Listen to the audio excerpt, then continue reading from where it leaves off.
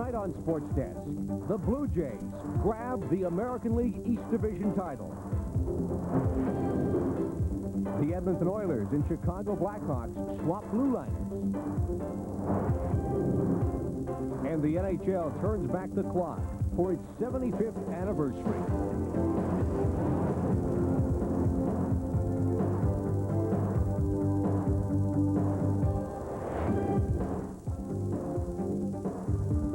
Sports Desk, brought to you by Chevy Truck and by the people who know Canada best.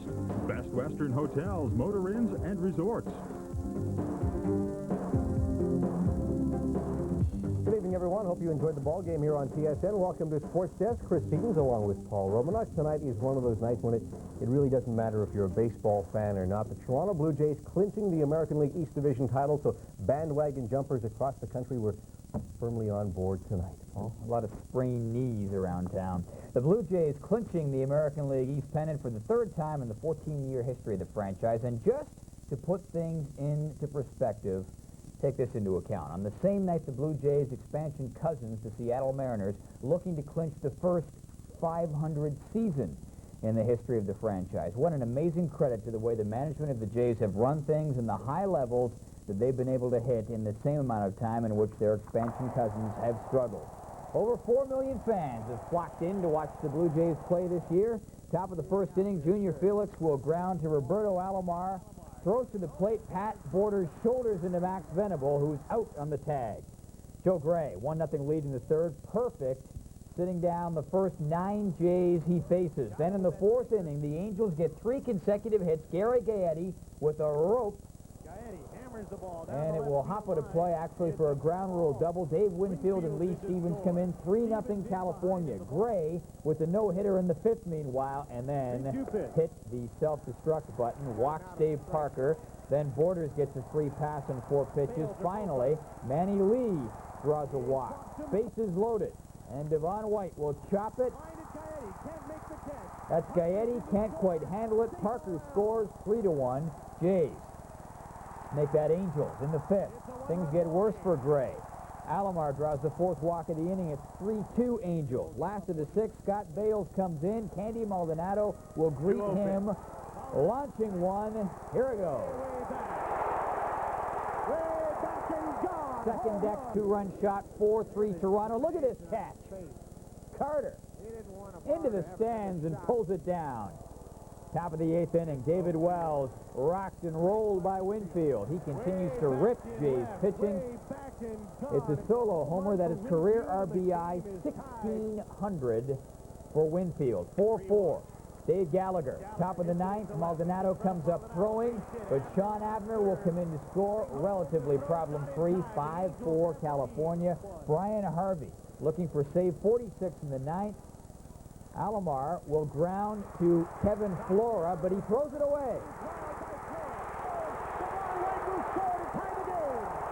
White comes in to tie it at 5. Alomar steals 3rd, and here's Carter. Base hit. Blue Jays win the East. Let the celebration begin.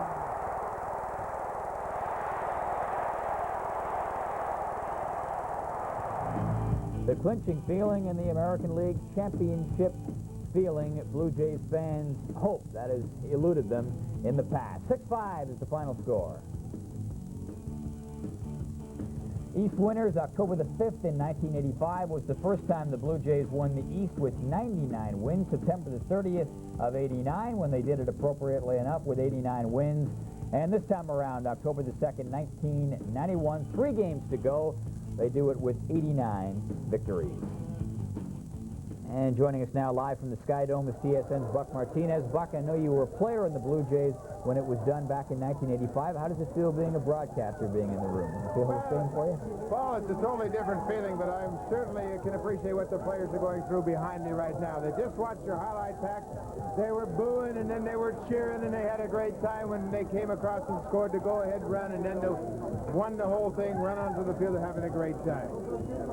With me now is Pat Gillig, the general manager and the architect of this championship season. Pat, Jimmy Key talked about this being your finest season. You pushed all the right buttons this year. Well, we got lucky, I think. Everything looked good on paper, and sometimes when it looks good on paper, when you get it on the field, it just doesn't work out. But I think the three people that really were at the top of the lineup tonight that started the rally in the ninth inning. Devon White, Roberto Alomar, and Joe Carter worked out quite well, and certainly Dave Parker, Candy Maldonado, and Tom Candiotti, certainly made great contributions. So, sometimes you do and sometimes you don't, and this year things seem to click thus far. Well, Pat, you had your neck out there 9 miles trading some pretty popular players away, but you had it in your mind that there needed to be a positive change here, and it certainly looks like it was the right one. Well, we think so, and I think the fans, I think the fans wanted a change too, and sometimes people need to get their batteries recharged a little bit, and I think, Joe and Roberto coming over here and Devon and Freddie going the other way with Tony, I think it was beneficial for both clubs, but certainly it's worked out much, much better for us than the Padres or the Angels. Well, 4 million fans. Obviously, the fans like what you've done. Congratulations. Thanks a lot, Buck. Now, Paul, we got Tom Henke with us. Congratulations. Thanks, Buck. Got to be a great feeling for you. Now you know you're going to have some extra games, so there's going to be a chance for you to pitch again. No question. That's a big plus for me to get out there Friday and maybe Sunday to get some innings and see how my arm feels in a game situation. This has truly been a team effort all year long, hasn't it? No question, Buck. I don't think anywhere we could have done anything here if it wouldn't have been for the whole team. We've had some big injuries all year long with Kelly, myself, Dave, and the team's just molded around and filled in those spots, and it's just been a super effort by everybody.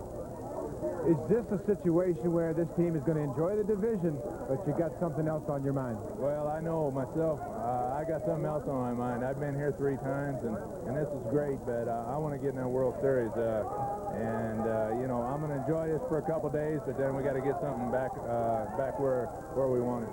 Hank, have a great trip to Minnesota. Thanks, Buck.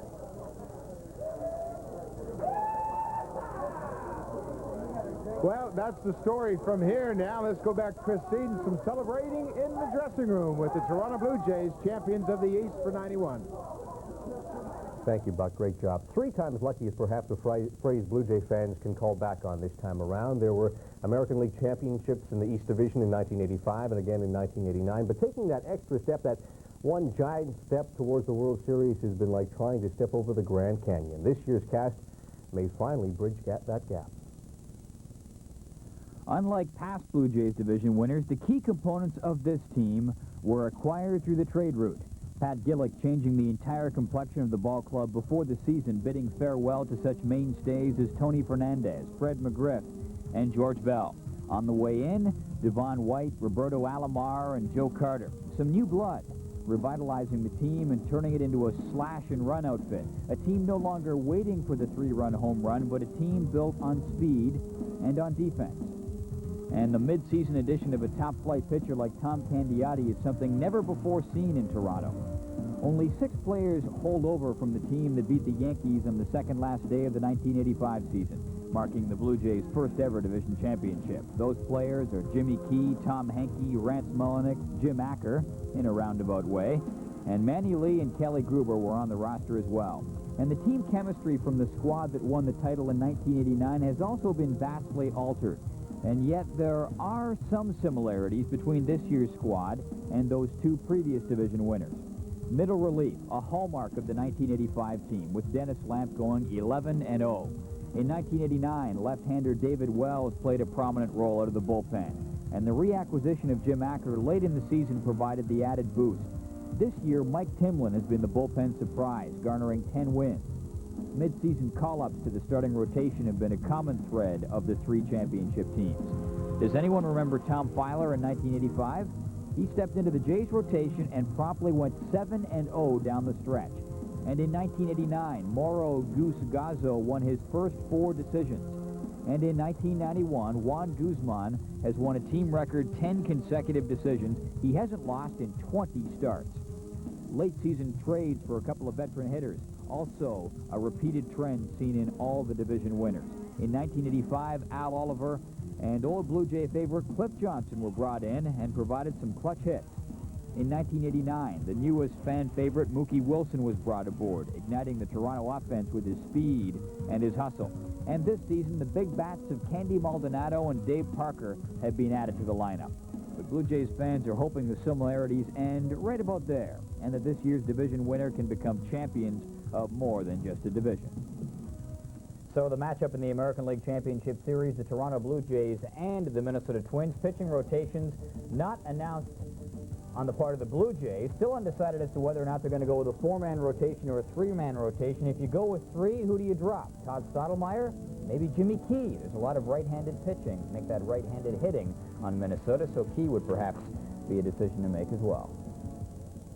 Well, many Canadians are celebrating another division title for the Toronto Blue Jays. I know there are plenty of baseball fans in the Maritimes who are less than impressed. You see, before the Blue Jays came along, fans in Atlantic Canada supported the Red Sox. After all, depending on where you live in Atlantic Canada, Beantown is just a few hours' drive away. Many are still die-hard Red Sox fans, but again, they will have to wait another year. Let's go to Fenway Park in Boston. Red Sox against the Tigers. Pick it up, top of the first. Joe Hesketh unloads a wild pitch. Skeeter Barnes tries to sneak in from third. He beats the tag, and it's 1-0 Tigers. The Sox tie it up in the bottom of the inning. Jody Reed lines a shot inside the line. It rolls to the corner. Wade Boggs will come in to score on the play, and with that, the game is tied at 1. Some good defensive plays in this game as well. Watch here the catch by rookie Phil Plantier in left field. Beautiful. Two-string catch by Plantier. Now to the bottom of the 5th. Score tied at 2.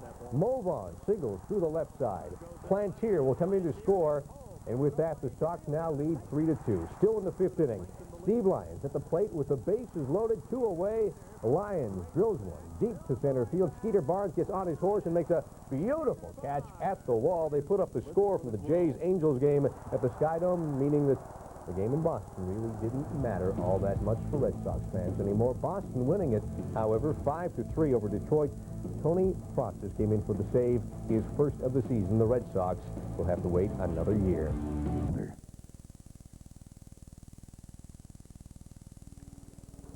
Welcome back to Sportsline. There have been a ton of great moments in the relatively short career of the Toronto Blue Jays. I hope Jays fans know how fortunate they are. If not, try a side trip to Cleveland or Chicago. But that aside, tonight's game at the Skydome should only be seconded by a league championship win and a World Series, and that seems likely to happen sometime in the next 2 years, if not this year.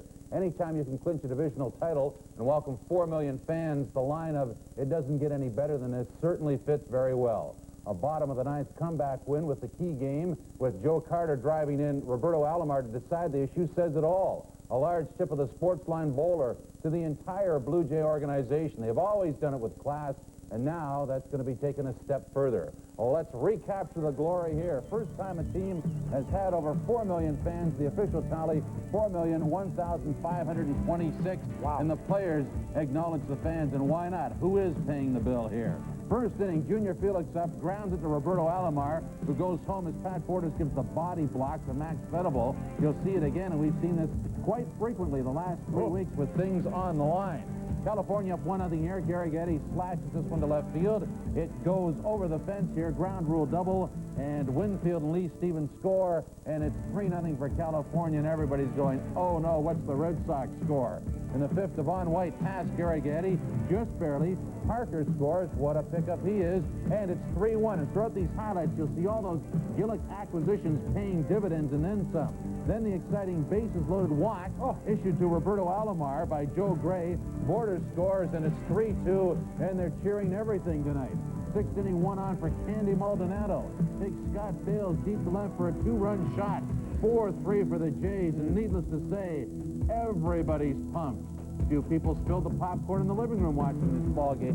Then in the 7th inning, Joe Carter with a nice catch coming up here as he goes into the front row. And they try and pick his pocket for a World Series ticket. You got to wait a couple of weeks, fellas. And take another look at it again, and you'll see that Joe really isn't the least bit shy about going into the front row here, and doesn't get any closer than that. Right in your face, as they say in the highlight business. In the 8th inning, Dave Winfield, and he ties it up with a long blast off David Wells to center, and all of a sudden it's 4-all, and the big gasp. That's the air getting let out of the Skydome. Top of the 9th now. Dave Gallagher smacks at the left off Mike Timlin. Sean Abner scores 5-4 California. Abner goes to second on the play, but as you're likely aware by now, that's not the end of it.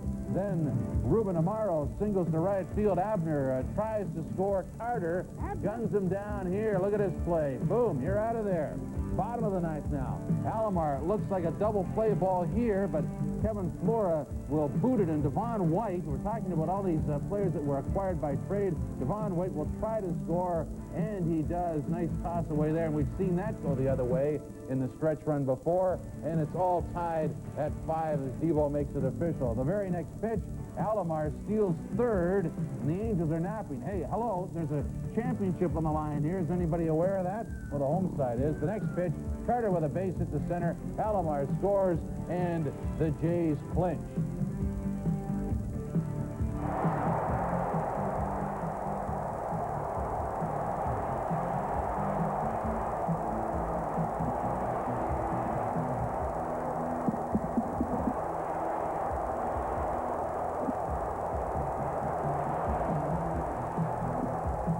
And that, my friend, says it all. Toronto 6-5 over California. Now it's on to Minnesota.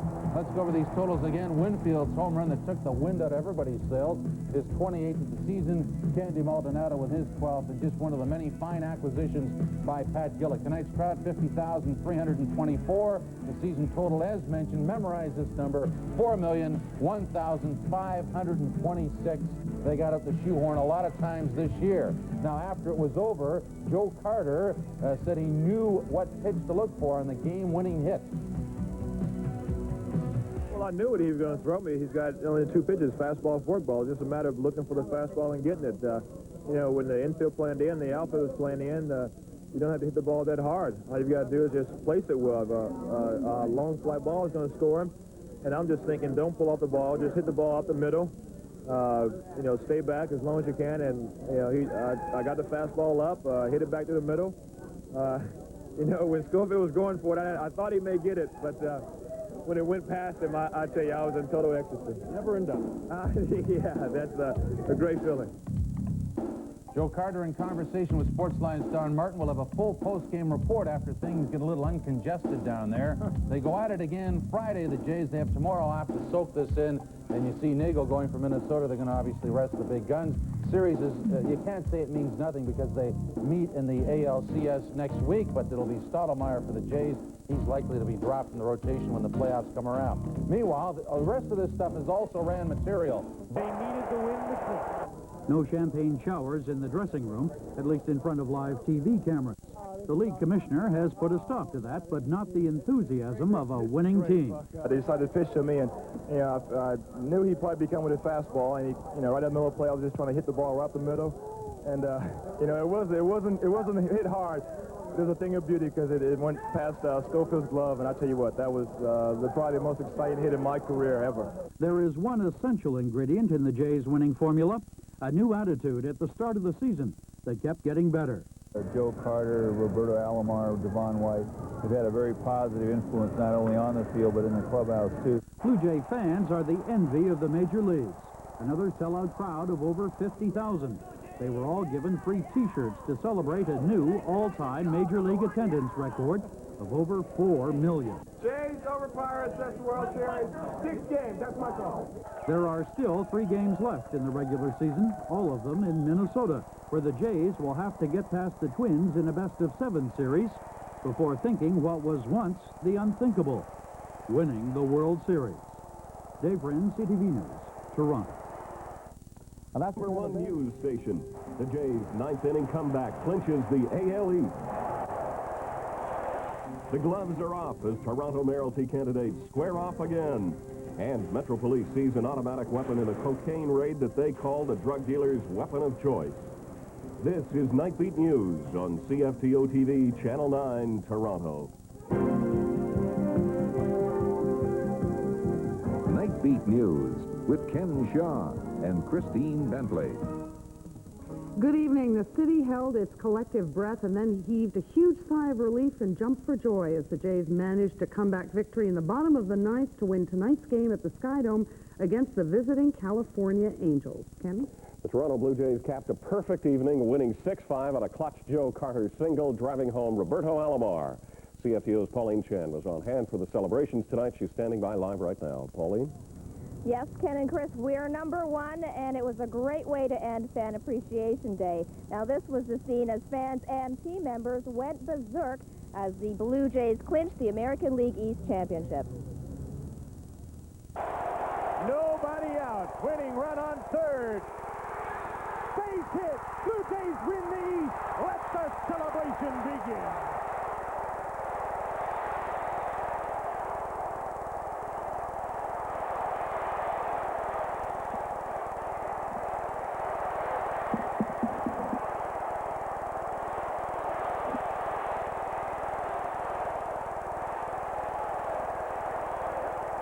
The Jays surpassed the 4 million mark in season ticket sales tonight, more than any other sports team in the world. And to show their appreciation to the fans, everyone attending the game got a free T-shirt. What do you think of it?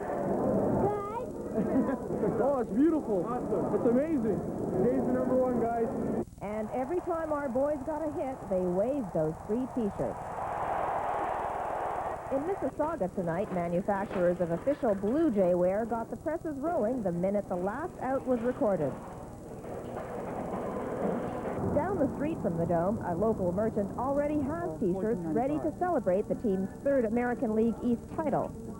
And there's another style in stock should the Jays go all the way. But while the fans party the night away, the players won't have much time to celebrate.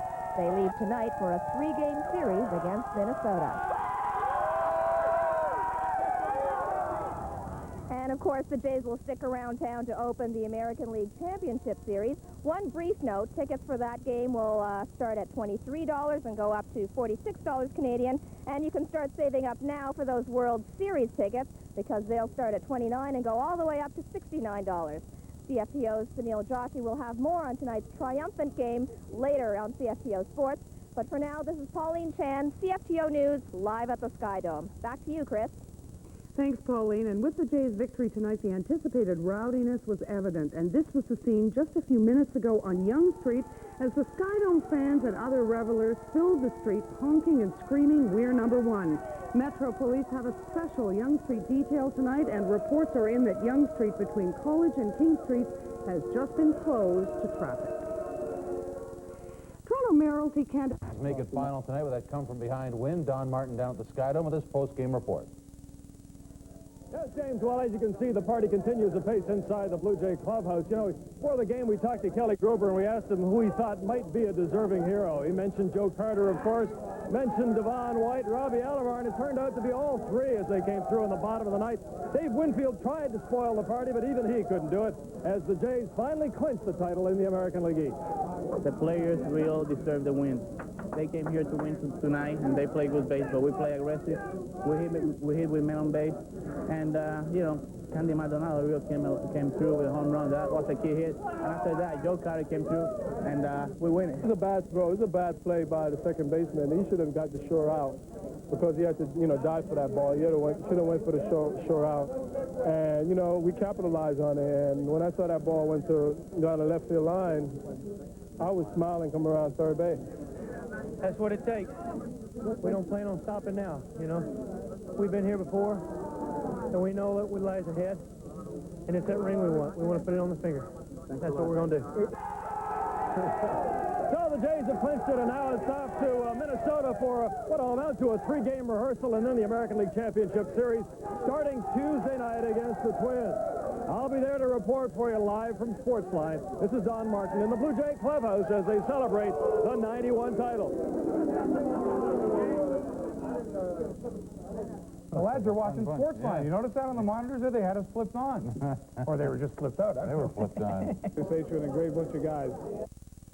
Just one change as far as the celebration plans for this team were concerned. In the past, they've used champagne. This time around, it was beer because they know that the job is not finished. The World Series is what they're trying to get to, and that's what they're hoping for. Joe? Doesn't hurt the sponsor either. This must have been a great experience for guys like Candiotti and Carter who haven't been there before. Oh, yeah, absolutely. The experience had a lot to do with it. In fact, Candy Maldonado mentioned the fact that regardless of what happened during the last month and a half, when things looked bad at some days and fans were certainly getting on their backs about what was going on, everybody stayed even. It was because of those people, the experienced people who mentioned that every other day is a different day. Therefore, don't die yet. Do you know, does Fido plan to rest his regulars this weekend? Or? Oh, yeah.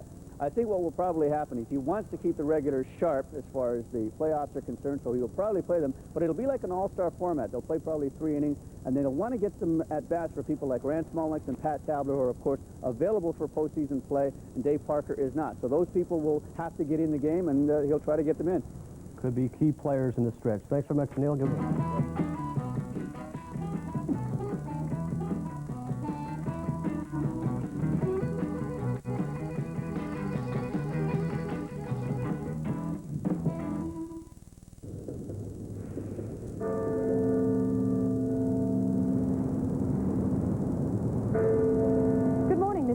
TV, you're watching Breakfast Television. It's Thursday, October the 3rd, 7 a.m., mostly cloudy with rain during the early part of the day. The current temperature is 15 degrees Celsius, highs to 22. You know, the race for mayor is heating up, and it is indeed turning nasty. Colin Vaughn will be with us this morning to give us all the dirt, if you will. We've also got bridal fashions fit for a queen or even a princess, the music of 333, rap in the United Way, and a Latin spectacular. And we may even see Steve Anthony today with any luck. Right now we're going into the City Falls newsroom to take a look at today's top news stories with David Onley. Thank you, Ann, and good morning, everyone. The Blue Jays are on their way to the American League Championship after winning the East Division last night.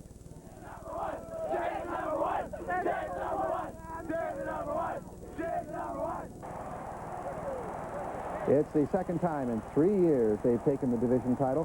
Joe Carter's bottom of the ninth game-winning single gave the Jays a 6-5 come-from-behind victory against the California Angels. This is a great feeling in this moment. You know, we've been having a lot of fun, and I think so we deserve this win. We've been playing good all year round. The fans been support us a lot. And I think so we dedicate this clinch to the fans more than us, because the fans, you know, they put 4 million people here, and that's incredible. Well, nice way for you to end off your season, I guess, with Toronto, too. How you feeling? Well, it's not over yet. We've got to win the World Series. Okay. I've been in the dressing room 3 times, and they've won the AL East, and it'd be nice to see them go all the way this time. League championship play begins Tuesday night against the Minnesota Twins in Minnesota.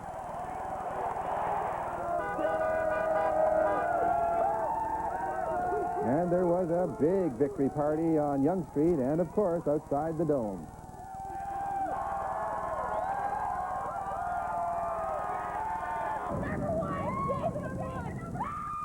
What do you guys think of the game? It was wicked. The best game of my life. I'm never going to forget it. What was the best part? It was so intense. The whole game was the best part. The whole thing. You think they're going to go all the way? They're going to go all the way for sure. No doubt about it. Minnesota and then go to National League and beat them too. What was the best part of the game? When Devon White hit the first run, and then Alomar stole first, and then he stole third. And then... You think the game's going to go all the way? Oh, yeah, all the way. I'll have game highlights in a few minutes, along with reaction from Joe Carter and manager Cito Gaston. We're going to be with you all the way. Thank you.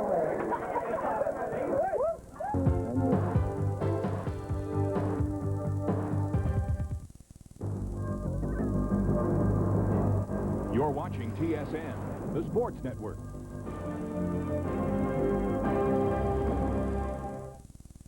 Nobody out. Winning run on third. Base hit. Blue Jays win the East. Let the celebration begin. Sports Desk Extra. Road to the World Series. Hi, everyone. I'm John Wells. The Blue Jays' final steps toward a championship begin tomorrow night in Minnesota. And we'll be here every time the Blue Jays play to set up and analyze the series game by game. It's been a long road so far, a journey full of emotional highs and lows, a journey that really started last December. The 1991 season for the Blue Jays really began in the offseason. General Manager Pat Gillick pulled the trigger and dramatically changed the face of the Blue Jays. Through trades and free agent signings, Gillick acquired Devon White, Joe Carter, Roberto Alomar, Pat Tabler, Ken Daly, and Rene Gonzalez. While the atmosphere in spring training was unusually upbeat, it took a while for this team to gel on the field. The Jays finished spring training with a 9-19 record, second worst in club history. But the trip north made a world of difference for Toronto.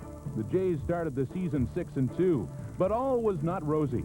On April the 12th, stopper Tom Henke pulled a groin muscle, and 8 days later, Kelly Gruber hurt his finger. Both would end up on the disabled list for extended periods. The Jays suffered another serious injury in late May. Dave Stieb hurt his back in Oakland and never returned. But the Jays somehow found replacements. Ed Sprague stepped in for Gruber and played surprisingly well, especially offensively. Dwayne Ward emerged from under Henke's shadow and proved he could handle the stopper's role. And Juan Guzman came up from Syracuse, lost his first 2 games, and then went on to win a club record 10 straight.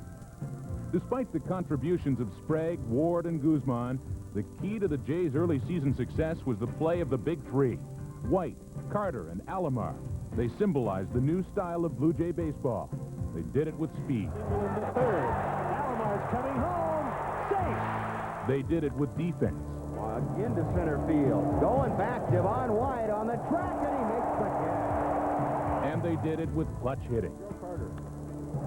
High and deep to left field, and that's John Carter's second home run. I mean, another upper tank job, another no-doubter.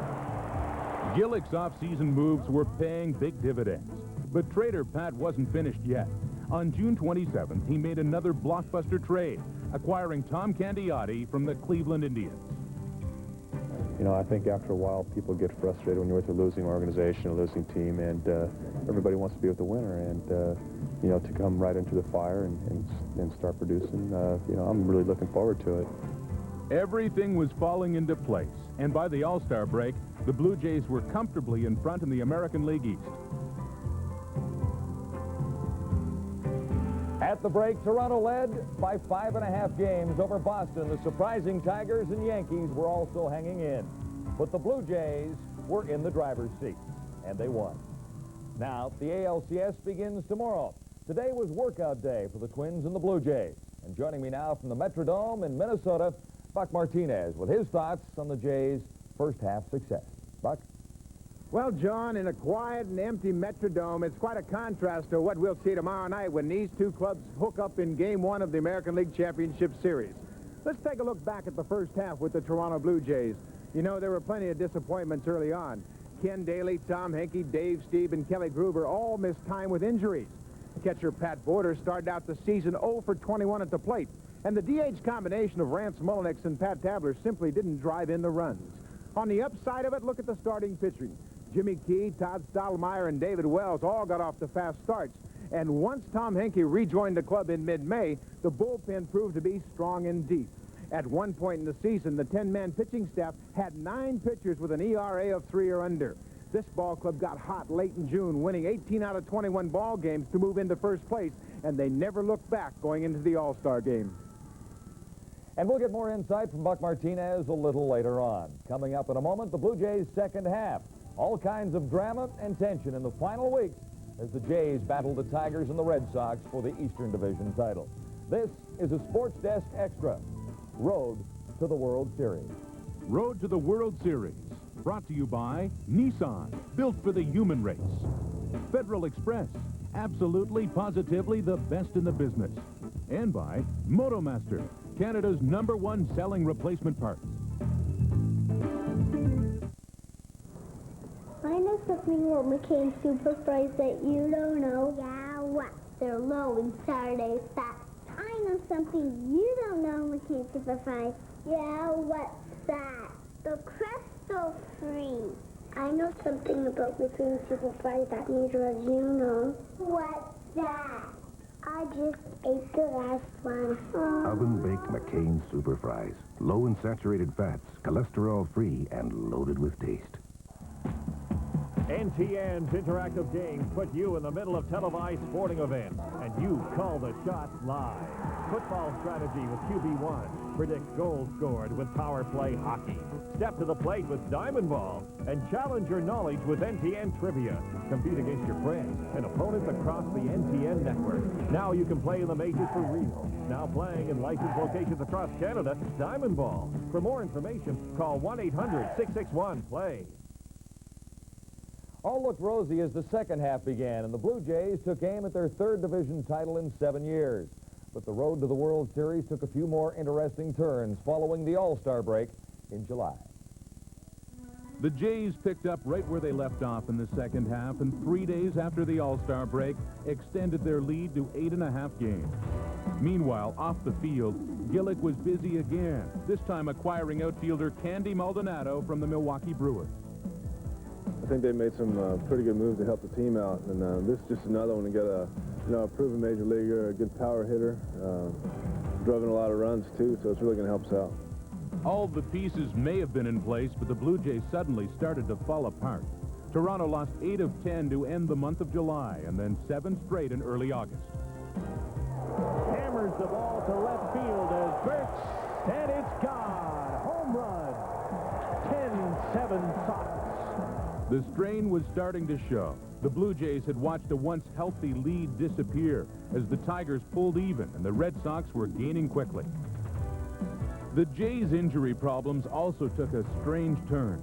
Cito Gaston's back problems worsened and he left the team in late August.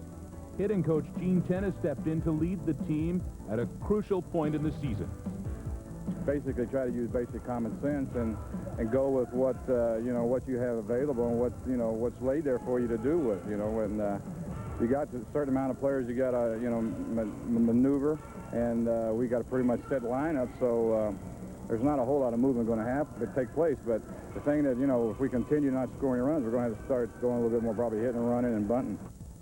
The Jays responded to Tennis immediately, winning 5 of 7 on the road. And then in early September, Gillick made his final move of the season. That's going to be a base hit. It was low and out over the plate.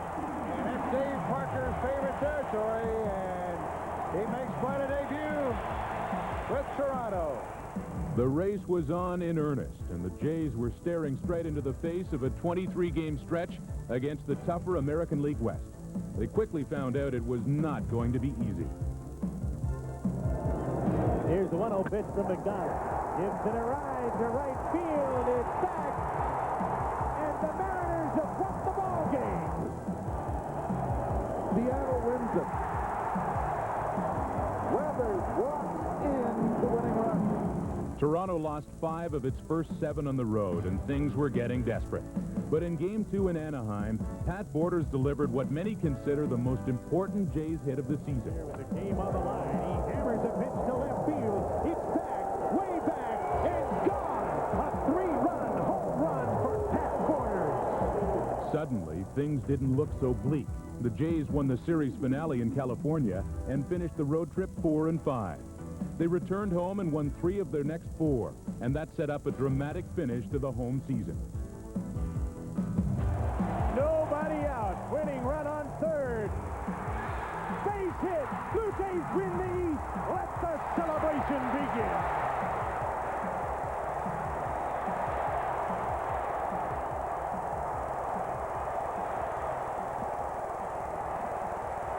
We all did a super job. I think a lot of credit goes to a lot of people all the way up to the top, all the way to the bottom, and it's just a great team effort. And we had big plays coming all year from Robbie and the new guys, Joe and Devon.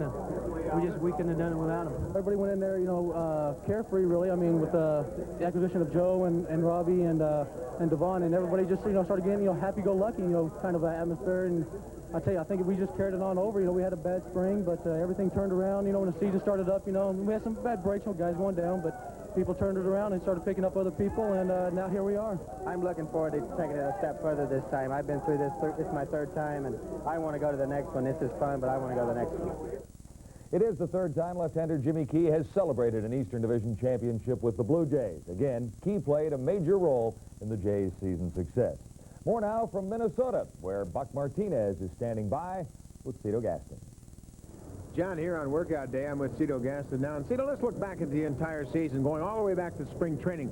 You guys made a pretty strong commitment to changing the style of this ball club. Was there any doubt that this club would be able to adapt to the pitching, defense, and fundamentally sound style of baseball that you wanted? Well, I don't think so, Buck. I think, well, at the end of the season, this organization always go back and we have meetings and we go over our wants and our needs. And the first thing we wanted to do is improve ourselves in the outfield as far as defense. And we did that with Devon, and then the Carter and Alomar deal came along and felt like we could improve ourselves some more as far as defense. Get a regular second baseman, although Manny Lee played good second base for us. So it all worked out fine for us. I think it worked out pretty well over in San Diego for the guys that they got over there, but it worked out real well for us here. Was there ever any concern that it might take you a while for this chemistry to come together? We heard a lot of talk about the new guys and how long it might take them to get ready. Well, I don't think so. It never bothered me. The only guy that we didn't know here, everyone knew Devon White, and everybody knew Joe Carter, and the guys didn't know Alomar. But all the scouting reports we got on him, they all were true, and you can see the kind of kid he is, the kind of player he is. He's a very unselfish player, and he's the most unselfish player I've ever been around, and he still puts up great numbers. So he wanted to win. He came here, he had a chance to play on a winning ball club, and he went out and he played just like a winner. So, you know, midway through the first half of the season, the pitching staff really got hot. You had to be confident at that point that the pitching staff could keep the opposition down so you wouldn't have to score an awful lot of runs.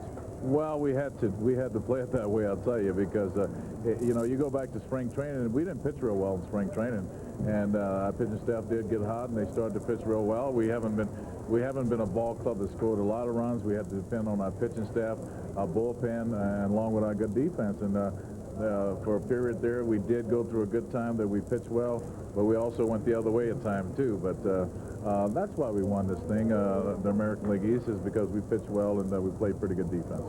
No one pitched any better than Juan Guzman. You had to be pleased with the way he came on and took over. Well, Juan's been outstanding, and once again, I guess you go back to '89.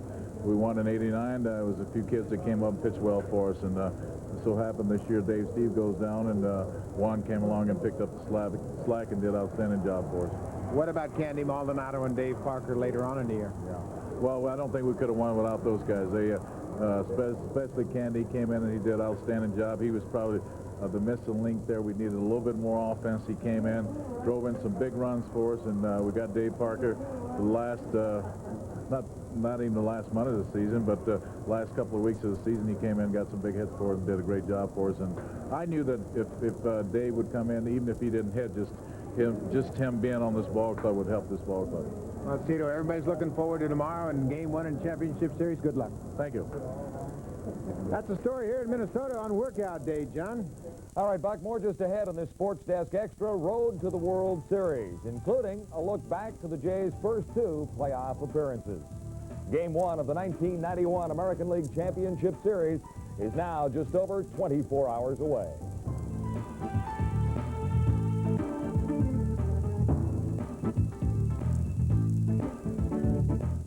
The Rockmans Limited International.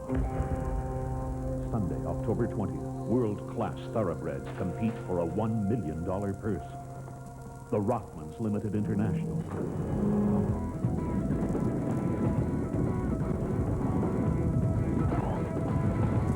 Experience the thrill of a world-class event.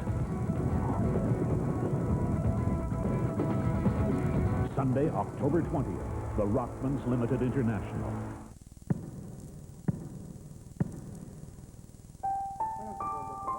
In 1891, Canadian Dr. James Naismith had an idea.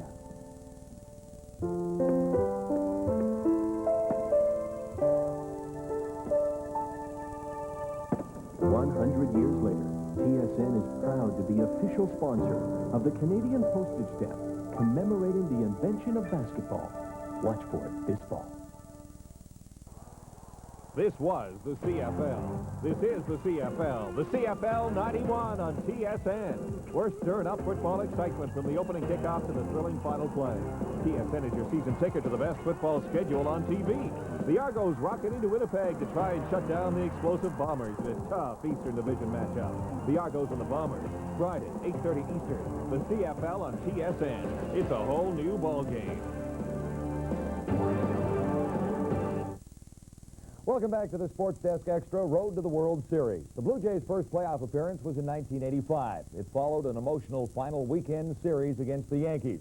The Jays clinched their first Eastern Division title with a win on the second last day of the season. And that set up a date with the Kansas City Royals. The Jays got the offense going early in the series opener against the Royals. Tony Fernandez and Ernie Witt each picked up a pair of RBIs to stake the Jays to a 5-0 lead after only 3 innings. And that was more than enough for Blue Jays starter Dave Stieb. Look at that curveball. I mean, we're talking vapor lock when you see that baby coming. Stieb shut out the Royals on only 3 hits over 8 innings. The Blue Jays won Game 1 convincingly, 6-1. This one may have been the most exciting game of the series. Kansas City jumped out in front to an early 3-0 lead against Jimmy Key. But the Jays battled back, and this one went into extra innings tied at 4. Then some controversy in the 10th. Umpires ruled Lloyd Mosby trapped Frank White's sinking liner. A run scored, and the Royals led 5-4. But in the bottom of the 10th, Al Oliver delivered in the clutch. That might do it. The throw from Smith. The Blue Jays win it. Mosby scores, and they'll take a 2-0 lead to Kansas City on the Al Oliver base hit. Oliver's 2-out, 2-run single gave the Jays a 6-5 win and a 2-0 lead in the series. This is a game that could have been renamed the George Brett Show. Brett went 4 for 4, 2 home runs, 3 RBIs, and 4 runs scored. Sander has to come to him in this situation. Wilson at first, nobody out. Well hit to left center. Back goes Mosby, along with Bell. Forget it. Home run, Brett. Brett's performance wiped out a 5-run Blue Jay 5th inning and helped the Royals get back into the series with a 6-5 win. Dave Stieb made his second start and once again looked sharp. His only mistake was this bases-loaded walk in the 6th inning. It looked like that lone run would stand up, but Al Oliver came off the bench and hit a 2-run double in the 9th.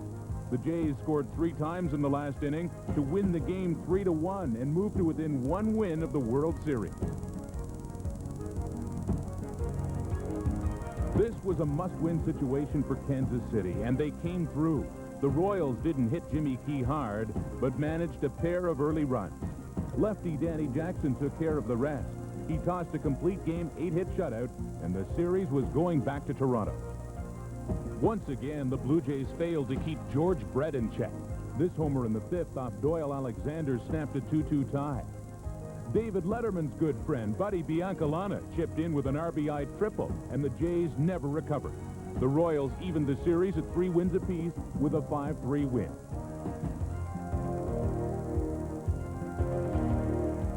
Dave Stieb made his 3rd start of the series, and he wasn't sharp. The Royals led 2-1 in the 6th when Jim Sundberg came up with the bases loaded. In the air to right, Barfield going back. Look out for the wind. It hits the top of the fence, and I believe it's still in play. Yes, it is. 2 runs will score, 3 runs score. It's a triple for Sundberg. Sundberg's wind-blown 3-run triple was the final nail in the Blue Jays' coffin. They were 1 win away from going to the Fall Classic. Instead, it was the Kansas City Royals who were World Series bound in 1985. The Blue Jays were close again 2 years later. They lost the division to the Tigers on the final day in 1987. Then in '89, Toronto held off a charge by the Cinderella Baltimore Orioles to win the American East. Once again, the Jays were playoff bound, this time against the powerful Oakland A's. Cecil Espy next with 45. He's going, pitch inside, Witt's throw. He's in there. It was something the Blue Jays were going to see a lot of over the next week. Ricky Henderson causing havoc on the bases. It was his aggressive slide in the 6th inning that broke up a tight 3-3 tie in Game 1. Henderson forced Nelson Liriano to throw this double play ball away. 2 runs scored, and the A's never looked back, winning the series opener 7-3. Less than 24 hours later, Rick the Quick was getting under the Blue Jays' skin once again. Henderson went 2 for 2, scored 2 runs, and stole 4 bases in the afternoon in leading the A's to a 6-3 win and a 2-0 lead in the series. A change of scenery for Game 3, but a very similar storyline for Blue Jay fans. Ricky Henderson running rampant on the bases. The bad blood between the two teams also took another turn for the worse. Dave Parker took his time circling the bases after hitting a home run, prompting Kelly Gruber to call him a hot dog. Parker's blast gave the A's a 3-0 lead after 4 innings, and the Blue Jays were in deep trouble. But Toronto battled back with a 4-run rally in the bottom of the inning, with Tony Fernandez leading the charge. It's certainly by the diving McGuire. Possible extra bases. Fernandez looking for a double. Canseco kicks it. They're waving McGriff home. Here comes the throw. He is safe. An emotional 7-3 win for the Jays put them right back into the series. The A's got the big bats out against Mike Flanagan in Game 4. Ricky Henderson started the barrage with a 2-run homer to deep center field. Henderson later hit another round tripper, this one just long enough and just fair enough. Henderson drove in 4 runs on the day. But Game 4 will be best remembered for another Oakland home run. Canseco bids for the second homer of the inning. If it's fair, he's got it. And it settles into the upper deck. Canseco's shot into the upper deck left the Blue Jays in awe and helped Oakland to a 6-5 win and a 3-1 lead in the series. This game started in very familiar fashion. Ricky Henderson on base, Ricky Henderson running wild. This stolen base was his 8th of the series, breaking the previous American League Championship record. Henderson was also doing his thing at the plate. This RBI triple helped the A's open up a 4-0 lead against Dave, Steve, and the Blue Jays. In the 5 games, Henderson hit .400 with 2 home runs, 5 RBIs, 8 stolen bases, and 8 runs scored. Those were MVP numbers. Numbers the Blue Jays simply could not match. Here it comes once more. Struck him out. And the Oakland A's have a return engagement in the World Series. So just like 1985, one player ended the Blue Jays' dreams of playing in the World Series. Buck Martinez was on the 1985 team, but in 1989, all he could do was watch as Ricky Henderson stole the show. Buck has a few thoughts now on what went wrong for the Jays in their previous playoff appearances. John, looking back to 1985 when the Blue Jays met the Royals, I believe that was the best Blue Jay team in history. They had pitching, speed, defense, and good bat strength on the bench. But they got up 3-1 and let George Brett back into the series. No one had ever come back from a 3-1 deficit, and the Royals went on to win 3 straight and become the world champions, eventually beating the Cardinals. It was a bitter end to a dream season for Toronto. In 1989, it was a totally different story as the Oakland A's won the West. They simply had too much power for the Toronto Blue Jays. Ricky Henderson, with his speed, was an intimidating factor throughout the series, and Oakland went on to win 4-1. They simply had too much for the Toronto Blue Jays. All right, more from Buck in Minnesota just ahead. As well, a look at how the West was won and how tough the Twins could be when the series opens in Minnesota tomorrow night. This Sports Desk Extra, Road to the World Series, continues in a moment. Oh, this is great. No fruits, no nuts, no marshmallows. You call this a cereal?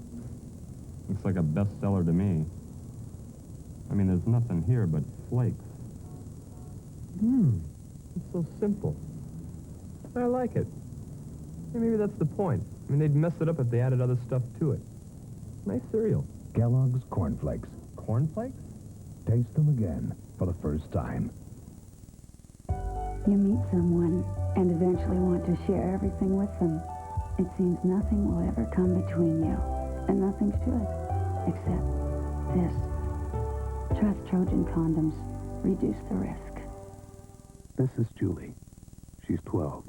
Recently, she saved a heart attack victim because she knew the simple skill of CPR. Learning CPR only took 4 hours out of Julie's life. In return, she saved someone else's. Her father's. CPR, the reward of a lifetime.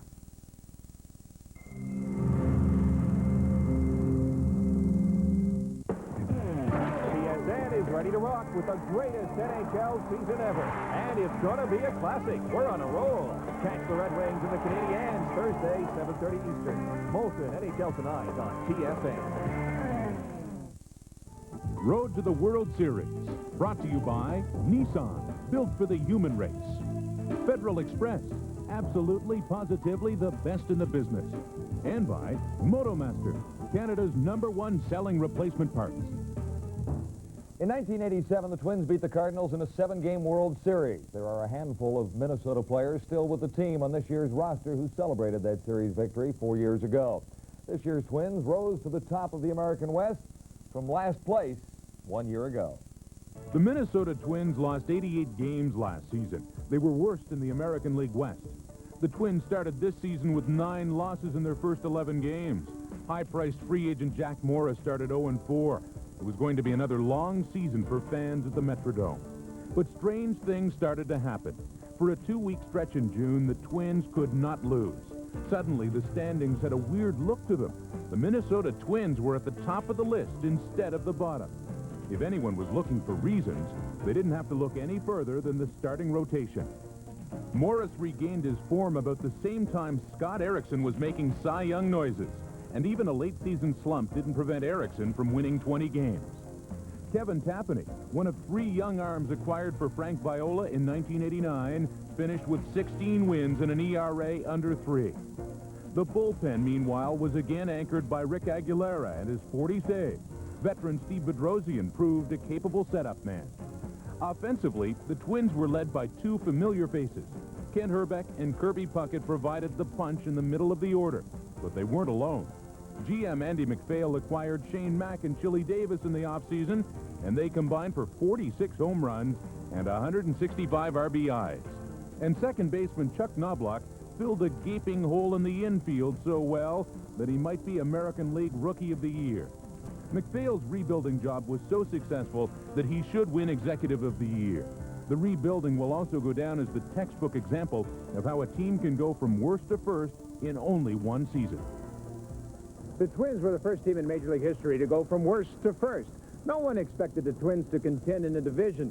The A's, the Angels, and the White Sox, those were the favorite teams. But Oakland, Ricky Henderson didn't want to play this year. The California Angels didn't score enough runs, and the Chicago White Sox may have been too young. Tom Kelly's personality is passed on to his ball players. This is a laid-back, low-keyed ball club.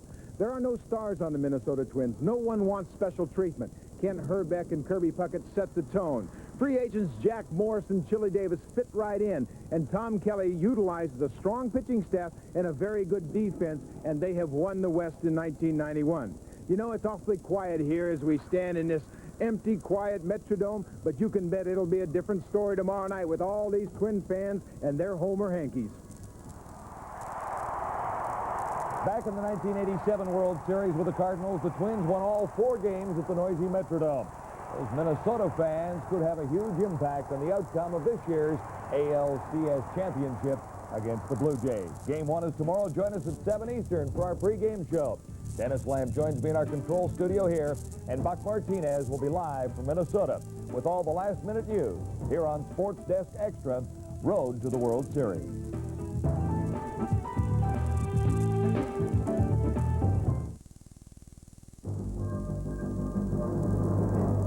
You're watching TSN, the Sports Network.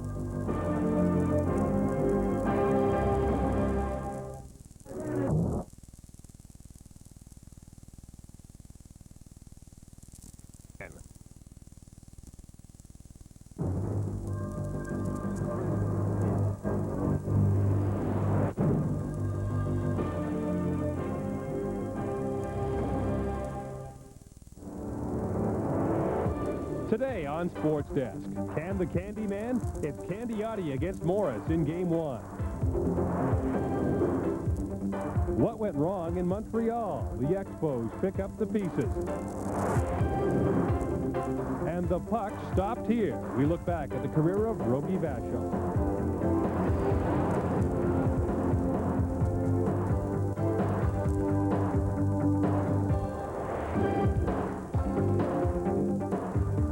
Desk is brought to you by Motomaster, Canada's #1 selling replacement parts, and by the people who know Canada best, Best Western Hotels, Motor Inns, and Resorts. Hi, everybody, and welcome to this edition of Sports Desk. I'm Gord Miller. This is a day Blue Jay fans have been waiting and hoping for since spring training. Tonight at the Metrodome in Minneapolis, Game 1 of the American League Championship Series between the Blue Jays and the Twins. In a moment, we'll go live to Minneapolis for a full pregame report from Mark Bunting and Buck Martinez. And at 7 Eastern, a full half-hour report, the road to the World Series with John Wells and Boston Red Sox pitcher Dennis Lamb. The first pitch is just over 2 hours away, and once the game begins, the pitchers will, of course, be in the spotlight.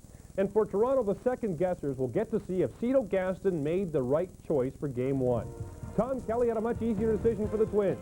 He's going with his ace, Minnesota native and 18-game winner Jack Morris, a man who knows about playing in October. He's 3-1 in postseason play. The Jays will go with knuckleballer Tom Candiotti, 13-13 this season, but his ERA was the 6th best in the American League. And the hot topic of discussion this week has been Cito Gaston's decision to start Candiotti, whose career highlight up until now was leaving Cleveland. Well, that is just one of the areas being scrutinized in the Twin Cities. Our Mark Bunting and Buck Martinez are standing by live at the Metrodome. Now, Mark, I guess the Candiotti question is the major one around the Blue Jays. How much talk has there been about it down there? Well, there has been a lot of debate, Gord, about Candiotti starting Game 1, mainly because his last 3 performances were not impressive, and Buck in the playoffs, he has no experience. Well, that's important, but I think Tom Candiotti's enough of a veteran to handle that aspect of it. I was surprised that they didn't go with Jimmy Key because he's pitched so many big games for them, and he's really pitched well down in the month of September. This is a key start for both clubs. Whoever gets off to a fast start tonight, they will have the momentum as they move throughout this 7-game series. What about Jack Morris? He knows about the playoffs in '84 and '87. He was with the Tigers. In the Dome this year, he's 13-3. Well, he's tough in here. The Blue Jays know that they're up against a very competitive pitcher on the mound in Jack Morris, but they seem to get up for him. They like facing Jack Morris.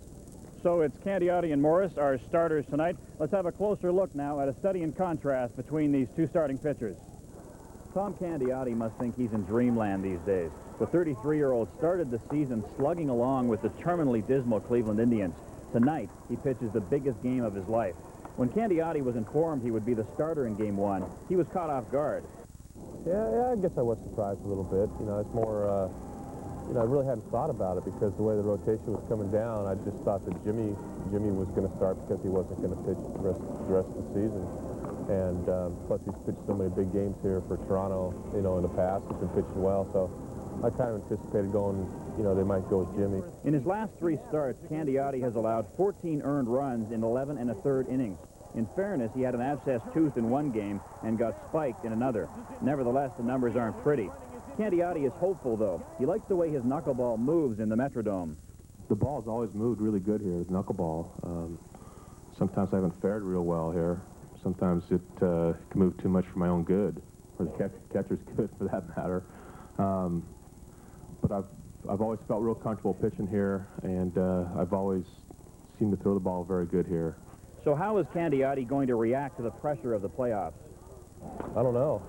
Like I said, I've never been in this situation before, just like probably most of the pitchers in baseball have never been to this situation before.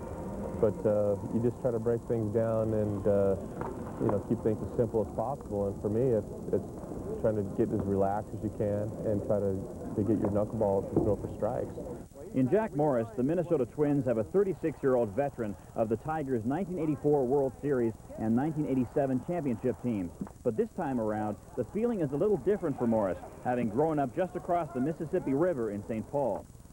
I guess as a kid, you dream about these championship-type games, and I was always, in my own mind, I was always in a Minnesota Twin uniform emulating some other player that played for the Twins. Morris is 2-0 against the Jays this season, and he knows it's an absolute must to keep Devon White and Roberto Alomar off the base paths. I know that I've never really had the reputation for being a great pitcher to hold runners on, but my theory has always been they can go to third as long as they don't get home. Who cares? So Jack Morris knows what he has to do to shut down the Blue Jays. What do the Jays have to do to hit him? What's in his pitching arsenal? Well, what Jack's going to try to do tonight will be come at him quickly. He wants to get ahead in the count. He'll throw a lot of fastballs early in the count. What the Jays have to do is be geared up for fastball early. They don't want to get into counts where Morris can go to the split finger pitch because that's his out pitch. You have to stay ahead of him. You have to anticipate him coming right at you, and I think the Blue Jays are well prepared for that. Now, we heard earlier that Candiotti likes pitching in this dome. He's pitched here a couple times. His knuckleball moves really well, sometimes too well for his own good. Well, Candiotti's got to go out there early on and just find the feel a little bit earlier because that's the problem area for him early in the ball game. He's got to get into the strike zone so the Twins hitters know he can throw that knuckleball over for strikes. They have to swing at him. Candiotti, to be successful tonight, has to throw strikes with the knuckleball, and they have to be called strikes. Buck, you had a tour earlier today of the Metrodome, and it has some distinct characteristics, as you'll see. It's very unique. When the Twins and the Blue Jays meet up in the American League Championship Series, the first two games will be played in the Metrodome, the Twins' home ballpark. And it causes some problems for the visiting ball clubs. First of all, the roof. It's lightly colored, and sometimes the balls get lost for the outfielders. Blue Jays have a little bit of an advantage in that they've played their last 3 regular season games here. When the hitters step into the batter's box in the Metrodome, they really like what they see. It's a very good background for hitters because of the light blue coloring. They can really pick up the ball well out in center field. When this stadium opened in 1982, the infield was awfully bouncy. It was really a problem, but over the years, it's lost some of that bounce. Both of these clubs play on AstroTurf, so the defense in the infield shouldn't have any problems. When you think of plexiglass, you think of hockey rink. But in this case, the Minnesota Twins had to add the plexiglass extension to the left field wall because so many balls were bouncing out of play. Now the extension keeps more balls in play and continues the opportunity for base runners to go to third and maybe even all the way home. The move from left field to right field presents a different problem. You go from plexiglass to garbage bag. The 23-foot-high plastic tarp stretches high above the field in right. It's a unique problem for the outfielders because the ball doesn't carry them the same as it does off the plexiglass in left. Shane Mack, the Twins right fielder, is much more at ease playing the carom than the Blue Jays' Joe Carter may be. The Blue Jays have played enough games in the Metrodome to realize how the ball's going to bounce on the field. They know what's going to happen in the game. What they don't know is just how mad and crazy this crowd will be tonight with 50,000 Twins fans waving their Homer hankies.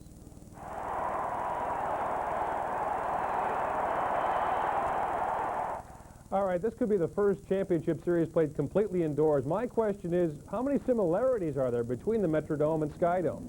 Well, one thing, Gord, the noise will be pretty similar. Buck, what are the similarities between Skydome and Metrodome? Are there any? Well, they're both pretty good hitters' ballparks. They're good hitting background. I know hitters like to come to the plate in both dome stadiums.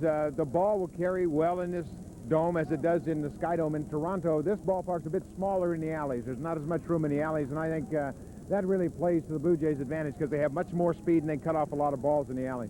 You were with the Blue Jays in 1985 in the playoffs. You know what goes through a player's mind. What are these guys thinking 2 hours before game time? Well, I can remember as far back as 1976 when George Brett and I were sitting together in the Kansas City Royals locker room before we went to play against the Yankees, and he turned to me and said, "Do you think we can play with these Yankees?" And I think that those are the doubts that go through your mind. But as soon as you make your first defensive play and go to the plate for the first time, all of those doubts are removed, and it's just like regular season play with a little more excitement.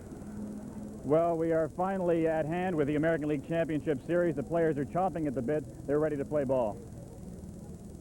All right, thanks very much, gentlemen. We'll check in with you later at the Metrodome. Well, baseball is a game of statistics, so here are a few to chew on before the series begins. First is the dome factor. The Jays like playing in the Metrodome. They've won 10 of their last 12 games there, including 4 of the 6 they've played there this season. Hitting the long ball has been a problem in the past for the Jays. In 12 previous postseason games, they've hit only 5 home runs. And if recent years are any indication, this series could be short. The last time an American League Championship Series went more than 5 games was back in 1986. Well, how tough is it managing in the big leagues? Consider this. The Baltimore Orioles lost 95 games this year. Yesterday, they gave manager John Oates a contract extension. The Boston Red Sox won 84 games this year. They finished tied for second in the East. But today, their manager, Joe Morgan, was the victim of high expectations in Beantown. Morgan managed the Red Sox for 3.5 years and led them to 2 American League East Division titles in '88 during his first year and again in 1990. But on both occasions, the Red Sox were swept by Oakland in the American League Championship Series. Speculation surrounding Morgan's demise began during a Boston slump in mid-season. And when the Red Sox faded down the stretch and finished 7 games behind Toronto, Morgan was fired. Former Bo Sox third baseman Butch Hobson was named as the replacement to Joe Morgan today. This is a thrill and an honor, and like I said, my heart's pounding. This is something big and something special to me, and I'm looking forward to some great things here in the next few years. And another note on what's turning out to be baseball's day of the long knife. Harry Dalton has been kicked upstairs by the Milwaukee Brewers. He was their GM for the last 14 years. He's been moved to senior vice president, replacing him as general manager, former Oakland A's and Milwaukee star Sal Bando, who had been special assistant since 1981. When Sports Desk continues, we'll switch gears and look at the National League. Its championship series begins tomorrow with the Pirates taking on the Braves, another team to finish last year and finish first this year. We'll preview that series, which begins tomorrow in Pittsburgh. And we'll go to Montreal, where the baseball mood is a lot less optimistic. The post-mortem on the Expos and more when Sports Desk comes back.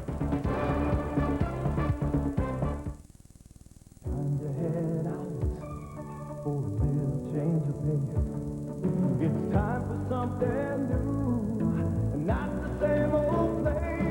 That's Western. It's not the same old place. Oh, that's Western. For my individual taste. Every Best Western is individually owned, letting you enjoy the local flavors that make traveling such a pleasure, even on business. Not the same old place.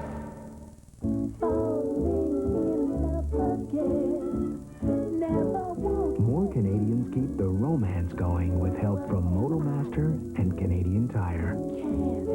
Canada's #1 selling replacement parts. Here's a list of reasons why you should get a set of Motomaster tires. And here's another. Unlike most other major brands, the Motomaster road hazard warranty is no charge. Motomaster, Canada's #1 selling replacement tires.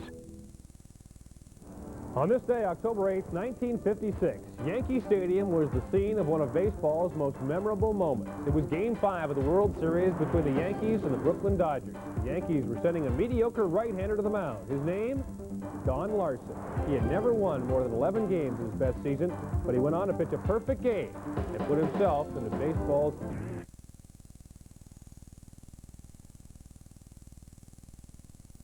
Saturday, 7:30 Eastern, here on Real TV, TSN. You're watching TSN, the sports network.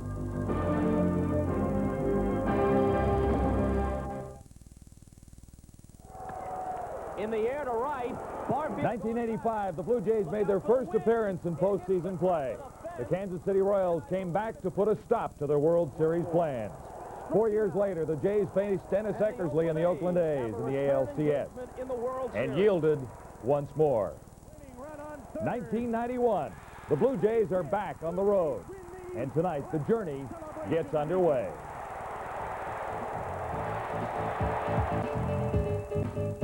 Sports Desk Extra. The road to the World Series.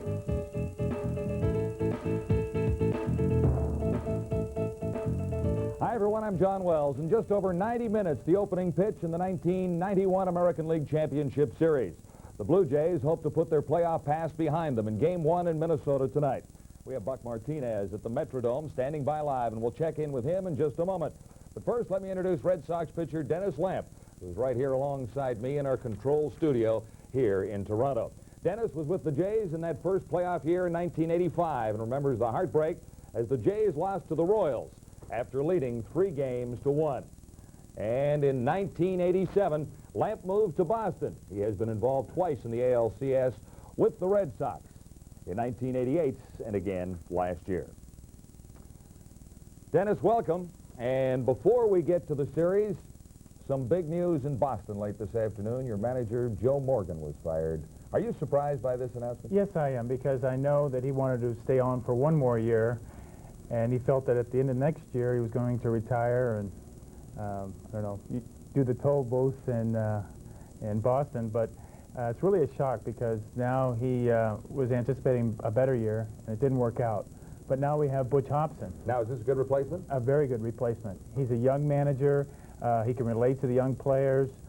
He brought up 4 players from his Pawtucket team, Mo Vaughn, Plantier, Morton, and Gardner, and they pitched in a pennant race in Pawtucket, and now they pitched in a pennant race for the Red Sox. So they're ready for the future now. Let's get on to the series at hand. You know the pressures of a championship. What is the feeling in the clubhouse at this particular point in time? Well, right now I think most of the players are pretty nervous. The season is over with, and they want to get that first pitch underway so that now they can relax and settle into this playoff situation.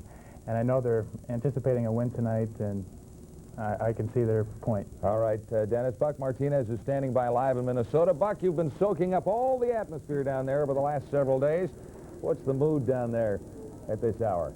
Well, everybody's ready to go, John, because they've been sitting around here in Minnesota the last 3 games of the regular season they played, and they really didn't mean anything, so everybody's really excited now. The Blue Jays stayed up in the clubhouse till about 5:30. They had another meeting. They've been having a lot of those lately, and I asked Rand Smoleniks about the meeting. He said, it was just a meeting to say, go out, have a good time, enjoy yourself, but Rand's brought up a very important fact. He said, listen, Tom Kelly is going to try to generate some offense. He's going to try to hit and run. He'll steal. He'll do it in unusual counts. So he told the infielders and the catchers to anticipate a stolen base or hit and run at any time. Tom Kelly is going to pull out all stops. All right, Buck, in your opinion, are we talking low scoring and close in game 1 there tonight? Well, I think it will be because you've got 2 fine pitchers on the mound, Jack Morris and Tom Candiotti. They're both veteran pitchers who have some trouble early in the ball game. So it'll be important for them to come out, get settled in quickly, and get into the strike zone. And what are the Blue Jays saying about that noise factor we hear so much about in Minnesota? I don't think it's going to be a factor for the Blue Jays. They've played here all weekend. They had 51,000 here on Saturday night. It was fan appreciation night. I think they're quite confident that the noise is not going to be a factor for them. All right, Dennis, how difficult is it on a pitcher with all that noise? I mean, you've been there a time or two. It's very distracting out there, especially when you have a couple men on and Kirby Puckett stands in the batter's box, and once he steps in, you know, the fans go even crazier. So I think it's really going to affect a lot of the infielders and maybe a few of the outfielders, especially on pop-ups. They won't be able to hear the ball off the bat, and they can't really judge if it's hit hard or soft. So these are things that they have to worry about. All right, it is still fairly quiet for right now, and Buck is standing by with the Twins manager, Tom Kelly. Buck? John, the Minnesota Twins have the best hitting ball club in the American League, and this year the Blue Jays really pitched well to them. The Twins batting only .213 for the regular season. Tom Kelly, does that concern you that your ball club just hasn't hit the Blue Jays very well? Well, I tend to think there's a whole bunch of people that haven't hit the Blue Jays very well. They have solid pitching. Right, starters, middle, and at the end. So it's I don't think we're the Lone Rangers in trying to hit the Blue Jay pitchers. I think there's a whole bunch of people in the same category. And again, it's a new season, as you know, Bucko. It's the regular season's over. We're starting a whole new ball game with the playoffs, and who knows what's going to happen. So again. We're prepared. We think we're prepared, and we're going to send the boys up there, and they're going to know what's coming up, what they're going to throw. There's no secrets. Blue Jays know what we're going to throw. So, again, we'll see what happens, and again, let the best team win. And you're right, whoever pitches the best will probably win the ball games. Is there a key to handling their lineup? I think you have to get Devon White out, then you have to get Roberto out, because they create a Ricky Henderson situation. And we all know Ricky. He can create an awful lot of havoc on the bases. He sets up the next hitter. And again, these 2 fellows can make a lot of things happen for the Blue Jays, and we have to get these 2 people out, or they're going to make Joe Carter better, they're going to make Kelly Gruber better, they're going to make Maldonado better, they're going to make Olerud better, they're going to make Borders better. And those 2 guys are the big key. We don't get them out, well, they're going to be running around the bases, and you're going to see some runs on the board and the Ferris wheel merry-go-round. And for us, we have to get those 2 guys out, plain and simple. Tom, it should be a great series. Good luck to you. Well, if they're like any of the other games, it's going to be a real exciting series, and should be a lot of entertainment provided for the people around the country. That's the story from the Twins manager, Tom Kelly. Yeah, and I think an honest assessment from Twins manager Tom Kelly, Dennis, the Twins know that they have to keep the Blue Jays speedsters off base somehow. Definitely, because they're setting the table for Joe Carter and Olerud and Candy Maldonado and Kelly Gruber. And this really is important for them to make sure that they don't get on the bases, because that means there's going to be more fastballs and probably more runs, and that's one thing Tom Kelly doesn't want to get into is a slugfest. What changes in the mind of Jack Morris when he gets Alomar or White on base? What changes in a key situation like this? Well, Jack has handled it very well over his career. If White gets on, I don't think it's going to rattle him at all, because I think he knows deep down that he approaches it one batter at a time, one pitch at a time. So Alomar would be his focus. But being a veteran pitcher, it wouldn't affect him that much, and he's been in that situation before. All right, the managers in this series are both well-liked by their players and are similar in their styles and their approach to this series. Buck Martinez has Cito Gaston with him now. John, there's been a lot said about the home field advantage for the Twins here in the Metrodome, but the Blue Jays have finished up the regular season with 3 games, so I don't know if that's a real advantage to them or not. Cito Gaston, how do you feel about your club finishing up and then going into the championship series here in the Metrodome?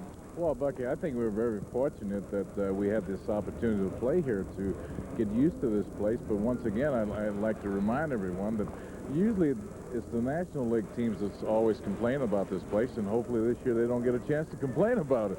So I think we're lucky that we had a chance to play 3 ball games here and get used to it a bit, because it takes a little bit of getting used to, especially fly balls. The roof is tough here, and our guys have had a chance to see it and get used to it a little bit.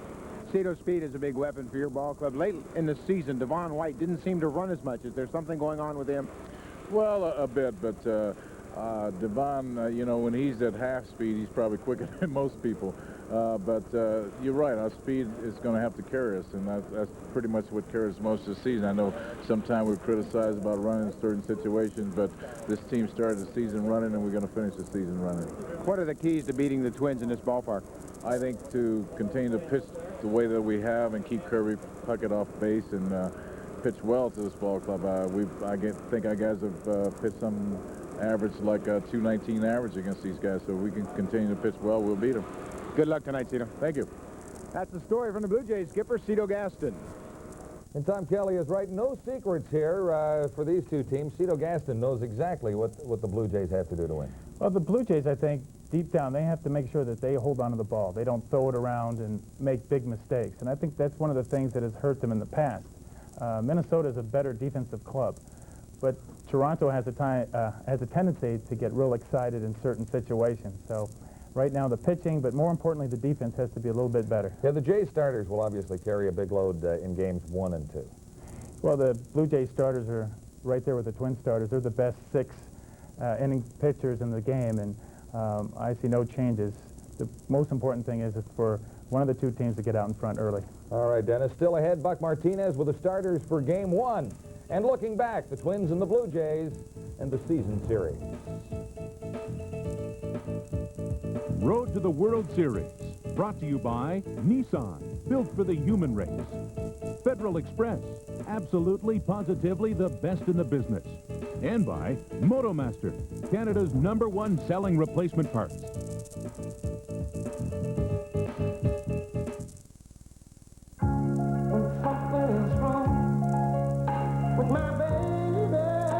More people trust their babies to Canadian Tire technicians for help than anyone else. Canadian Tire, Canada's #1 choice for auto service. The best performances all start with a little fine-tuning. So if you want results that sound like music to your ears, trust only the trained technicians at Canadian Tire, Canada's #1 choice for auto service. I'm down at La Barre, playing La Shark. Man, it was bad from La Break. First, La Combo. Then La English. Then La Jump Shot. I never even got in my game. But at least she fought La Beer. And La Beer was Labatt. Dry. Welcome back to the Sports Desk Extra, Road to the World Series. The Twins traveled this road right to the very end 4 years ago. The Jays are hoping this year's journey will take them to a World Series victory for the very first time. The Jays and the Twins met 12 times during the regular season. Pitching and defense dominated most games. And while Toronto won the season series, most games were close. The season series between the Twins and the Blue Jays began in late June in the Metrodome. Game 1 was a pitcher's nightmare. There were 4 homers in this game, 2 by each team. Jack Morris and Todd Stottlemyre were the victims, but the Twins managed to come out in the end, winning at 8-6. The Jays had the bats going once again in Game 2.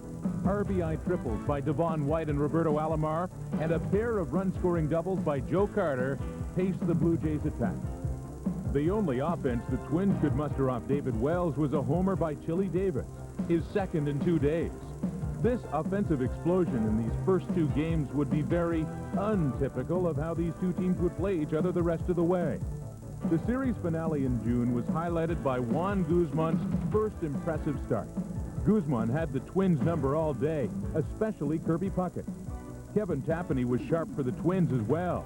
The only run the Jays managed on the day came after an error by Shane Mack. The Jays won at 1-0 and left the Metrodome winning 2 of 3. The teams hooked up again 5 days later at the Skydome. This game wasn't decided until the final pitch. Base hit. Blue Jays win the game. Alan Anderson started Game 2 of that series in the Skydome, and he didn't fool anyone. Anderson gave up 2 homers to Joe Carter and another to Devon White. Anderson's next pitch hit Roberto Alomar, and the message was clear. The bench is empty, but like most baseball fights, nothing came from it. Anderson was ejected, and the Jays went on to a 4-0 win. With Scott Erickson on the DL, David West made a spot start in the series finale. All he did was shut the Jays out. Jimmy Key also pitched well, but he gave up 1 run, and this time it was the Twins who came up with a 1-0 win. Once again, the Blue Jays took 2 of 3 from Minnesota. The teams did not meet again until late September at the Skydome. This game featured the return of Cito Gaston as Jays manager and a big contribution from seldom-used Mookie Wilson. Wilson hits the ball barely down the right field line. Olds in to score. Gruber's in to score. Being waved is Maldonado. The relay to the plate is cut off. It's a 3-run double for Wilson. Saturday's game featured the same starters who will pitch tonight. Jack Morris was on top of his game, going the distance in a 5-0 win. Tom Candiotti, meanwhile, had a scary outing, not so much for the way he pitched, but for this incident at first base. Candiotti was spiked while covering the bag. He was very lucky to escape with only 5 stitches. The Twins took a big step toward clinching the West with this victory. The series finale was another great pitcher's duel. Todd Stottlemyre only gave up a run and got some help from Pat Borders. This play helped Stottlemyre and the Jays hold on for a 2-1 win. Once again, Toronto took 2 of 3 in the series. The final 3 games between these teams came in the last weekend of the season. By then, both the Twins and the Blue Jays had clinched their divisions. Gaston and Kelly used their benches liberally to wind up the season. These games might have been meaningless to most people, but not to Devon White and Tom Eden. White played hard and well. He led off Sunday's game with a homer, and the next time up was greeted with a nasty message from Eden. The bench is emptied once again, but nothing developed. Still, it might be an incident worth remembering. The Blue Jays won every series from the Twins, and 8 of 12 overall. Does this mean a darn thing when the playoffs get underway? Yes and no. Okay. Yes, they've beaten them head-to-head 8 out of 12. And I think deep down they feel they can beat this ball club. But then you have to worry about overconfidence. The Mets played the Dodgers in 1988, and the Dodgers only beat them once during the regular season. And next thing you know, they win a 7-game series, and they go on to beat the mighty A's. So there's yes and no. Yes and no. All right. Let's bring in Buck Martinez for a moment. Pitching and defense brought the Twins and the Jays this far. It figures, Buck, that should win the series as well, right? Well, it looks like that. The Jays are confident that they know how to pitch to the Twins hitters. They've held them in check all year long, and this is the best hitting club in the league. I think Dennis makes a very good point, though. Even though the Blue Jay pitchers are fairly confident they can get Puckett out and they can get Herbeck out, they can't be too overconfident. It's a different story tonight with Tom Candiotti, who really has to get in the groove early if he's going to be effective. Buck, is there another key that stands out in your mind for the Jays' success in Minnesota games 1 and 2? Well, I think from the defensive aspect of it, you can't have Brian Harper concerned about base runners to a point where he changes his game plan. He can't let the base runners on base dictate how he calls the game. He has to stick with Morris throwing the forkball when he's behind in a count. He just can't go to the fastball to give himself an advantage to throw the runners out. Buck, I was wondering also, Candiotti, everyone looks at him as just strictly a knuckleball pitcher. When we faced him, he threw a lot of breaking balls, a lot of curveballs to get ahead of the hitters, the big hitters. And every now and then would throw a fastball just to get even in the count. If he was 2-1 or even 0-1, he would come in with either a curveball or a slider or a cut fastball. But to me, I think that threw the hitters off completely. They figured he was just strictly a knuckleball pitcher, and it ended up that Candiotti pitched very effective baseball. Well, Dennis, what he's going to have to do tonight is throw the knuckleball over for called strikes, because I've talked with the Twins hitters, and they're going to make him throw called strikes. They're going to try to be patient and make him struggle if he is going to struggle on his own. They're not going to chase any bad knuckleballs early and try to get him to throw those curveballs and throw the fastballs when he's behind in a count. So unlike the Red Sox hitters, I think the Twins hitters are geared up for pitches other than the knuckleball should Candiotti have trouble with his control. Buck, the umpiring. There's going to be a lot of pressure on the umpires with the knuckleball. Maybe that's why Candiotti has struggled early in the game, getting a good idea of how it's breaking and everything. Not only does Tom want to know how it's breaking, but the umpire is a big factor. Well, he certainly is. The timing is tough for the umpire, too. It's tough to hit, it's tough to catch, and it's tough to call for a strike. Still ahead, Tom Candiotti and Jack Morris, the starters for Game 1 in Minnesota, the first pitch in the 1991 American League Championship Series, about an hour and 20 minutes away right now. Sports Desk Extra, Road to the World Series, continues in a moment.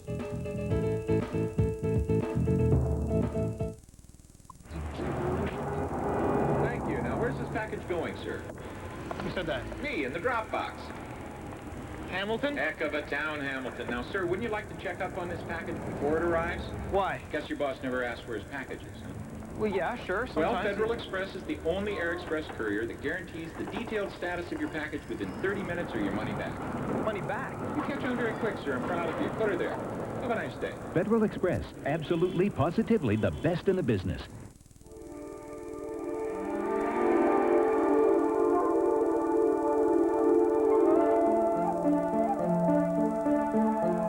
We believe that freedom of movement should be guaranteed to all people. We believe in a Canada that preserves its non-renewable resources.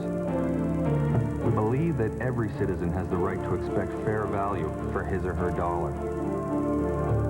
We believe that everyone has the right to rest, and especially to leisure. We believe it's about time companies took responsibility for the products they sell. We believe in affordable mass transportation, the right to breathe clean air, and a nation where it's always safe to walk the streets. We're not trying to solve all the world's problems. We're just trying to build some cars we can live with. Nissan, built for the human race.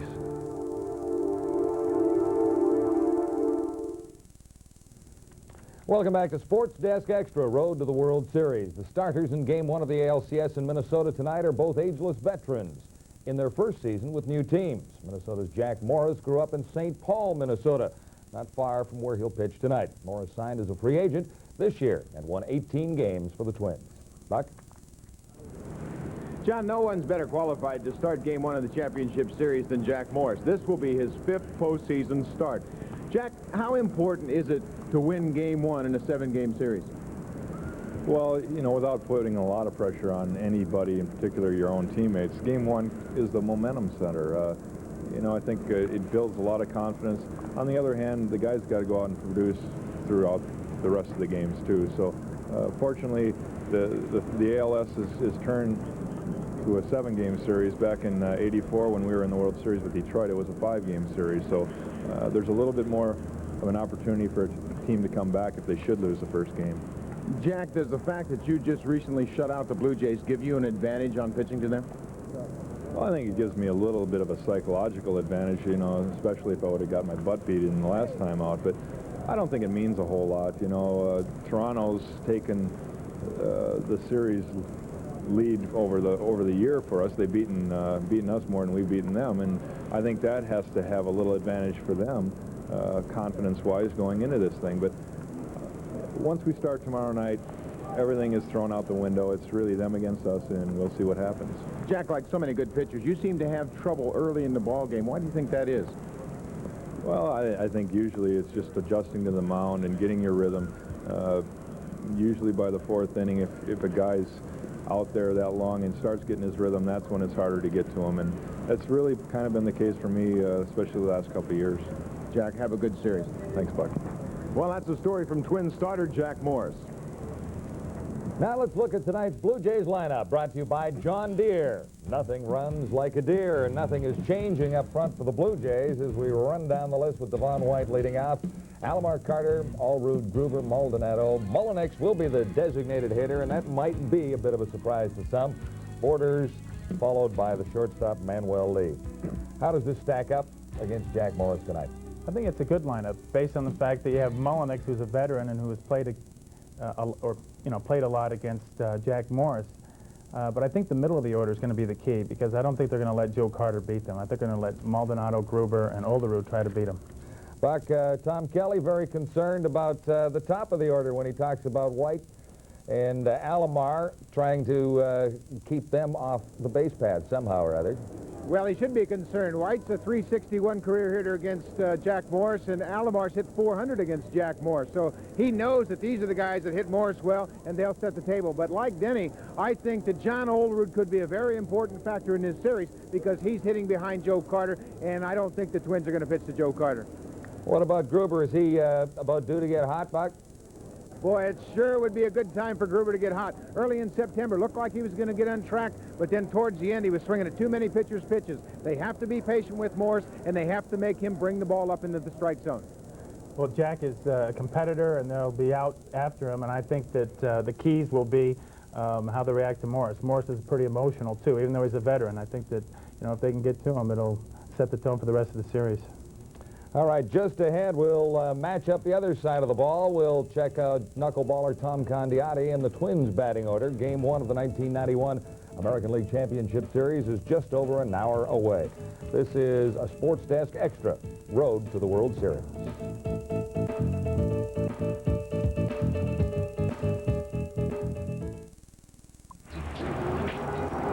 Thank you. Now, where's this package going, sir? Who said that? Me, in the drop box.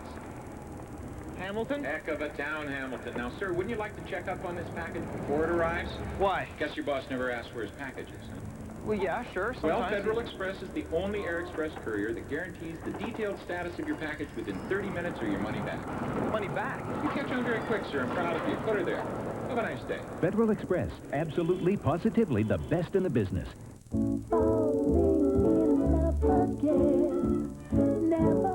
More Canadians keep the romance going with help from Motomaster and Canadian Tire.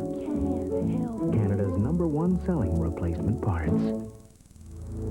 Here's a list of reasons why you should get a set of Motomaster tires. And here's another. Unlike most other major brands, the Motomaster road hazard warranty is no charge. Motomaster, Canada's #1 selling replacement tires. I'm down at La Barre, playing La Shark.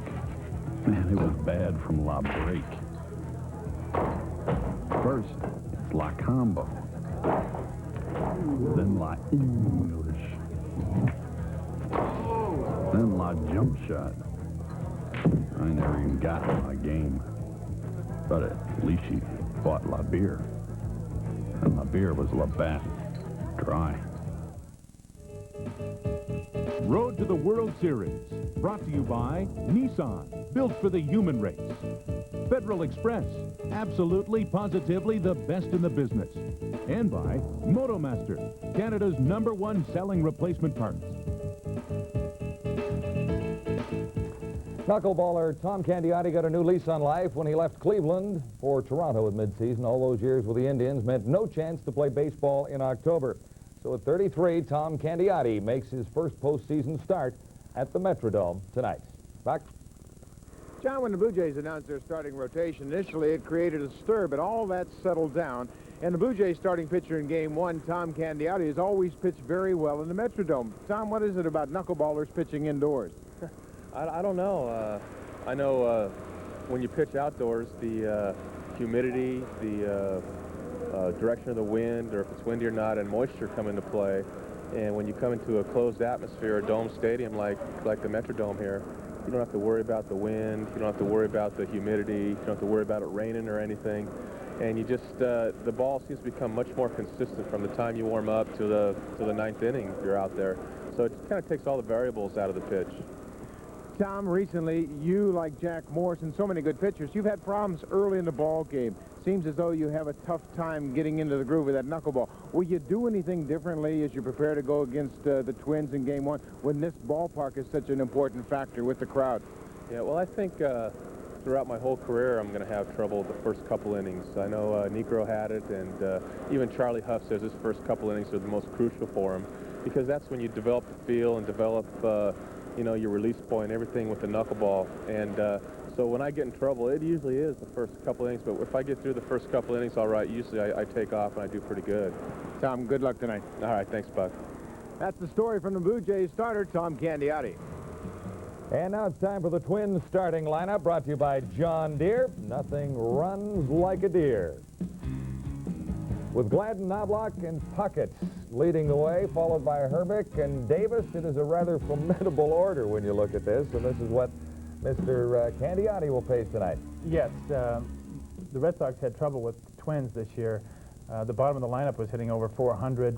The top of the lineup, Gladden was hitting 400, and so was Puckett around 370.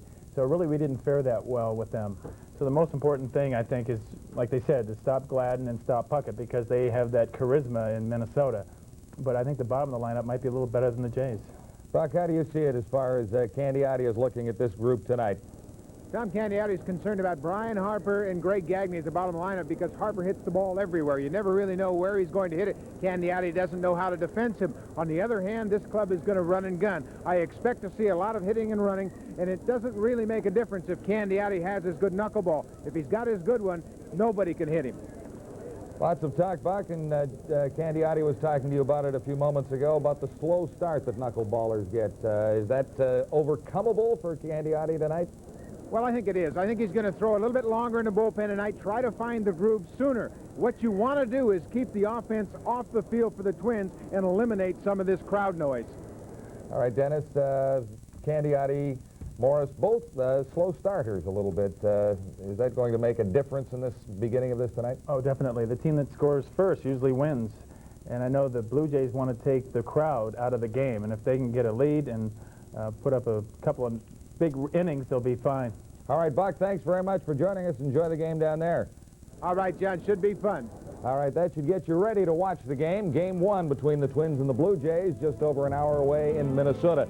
Game 2 is tomorrow. It's an afternoon affair. So we'll be here with the whole story, highlights, interviews on our next edition of Sportscast Gadget.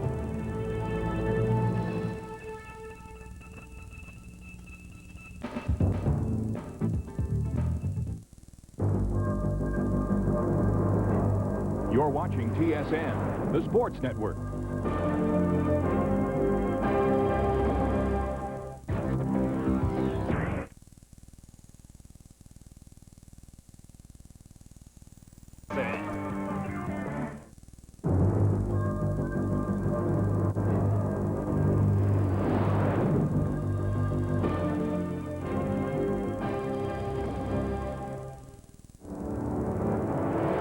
Today on Sports Desk, the Blue Jays battery getting battered in Game 1 of the American League Championship.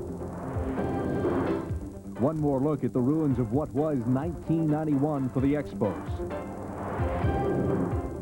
And New Jersey and Quebec, a battle of the unbeaten in the NHL.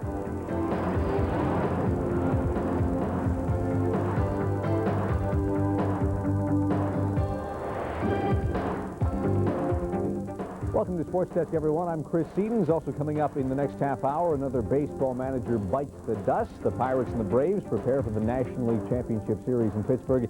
And we have the latest word from the World Cup of Rugby in Europe. But first, they have had 162 games plus the preseason schedule to tune up. Now it's finally time to get down to business. The Toronto Blue Jays and Minnesota Twins clinching their respective division titles last week. They ended the regular season then with a 3-game series at the Metrodome. So I guess it's fair to say that both these teams have basically been analyzed to death. Tuesday night, Game 1 of the American League Championship Series at the Metrodome. And after the Jays were set down in the first inning, Tom Candiotti is greeted in the bottom of the inning by Dan Gladden, who leads off with a single to left field. The next batter is potential Rookie of the Year in the American League, Chuck Knobloch. He singles through the left side. The Twins threaten with 2 men aboard. Then with 2 out, runners on second and third, Chili Davis fist one just out of the infield. Shallow left field. Gladden, Knobloch both come in to score, and with that, it's 2-0 Twins. We go to the bottom of the second. Shane Mack leads off by lining this ball off the right shin of Candiotti. Infield hit. Candiotti was not injured. He stayed in the game.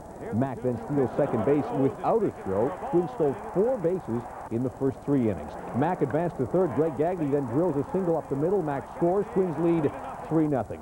Then Dan Gladden singles. Knobloch then lines a single through the right side. Gagne scores. Joe Carter's throw will get Gladden at third base. Twins lead 4-0. Candiotti still in the game for the Jays. Twins starter Jack Morris mowing down the Jays early on. Pat Borders here leads off the third with a drive to center field. But Kirby Puckett goes back and makes the catch at the warning track.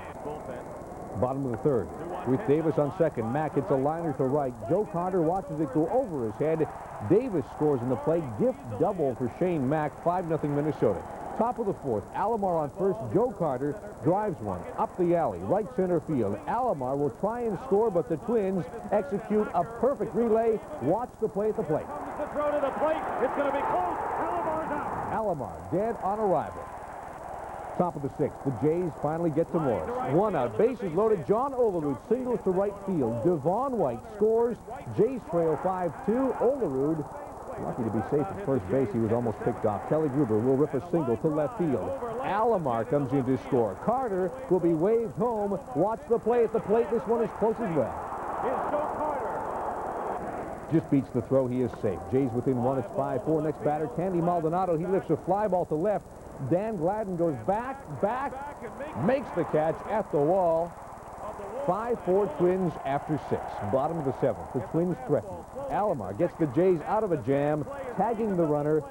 4-3 double play. If you want to score, Twins still lead 5-4. Top of the 8th. Toronto with the tying run on base. Rick Aguilera comes in from Minnesota. Strikes out Kelly Gruber with the fastball that ended the inning. Then, 9th inning, Aguilera sets the Jays down in order. Pat Borders hits this check swing fly ball to left. Dan Gladden pulls it in to end the ball game, and Minnesota holds on to win Game 1 of the American League Championship Series 5-4. Interesting note, the West Division is now 17-2 over the past 4+ years in the ALCS play. The Twins are 7-0 in postseason games at the Metrodome. Now, with more on Game 1, let's join TSN's Mark Bunting in Minneapolis. The Blue Jays' worst fears about starting Tom Candiotti in Game 1 were realized as the Twins hammered him all over the Metrodome. Candiotti only lasted 2 2/3 innings, giving up 8 hits and 5 earned runs. He also had 4 stolen bases against him.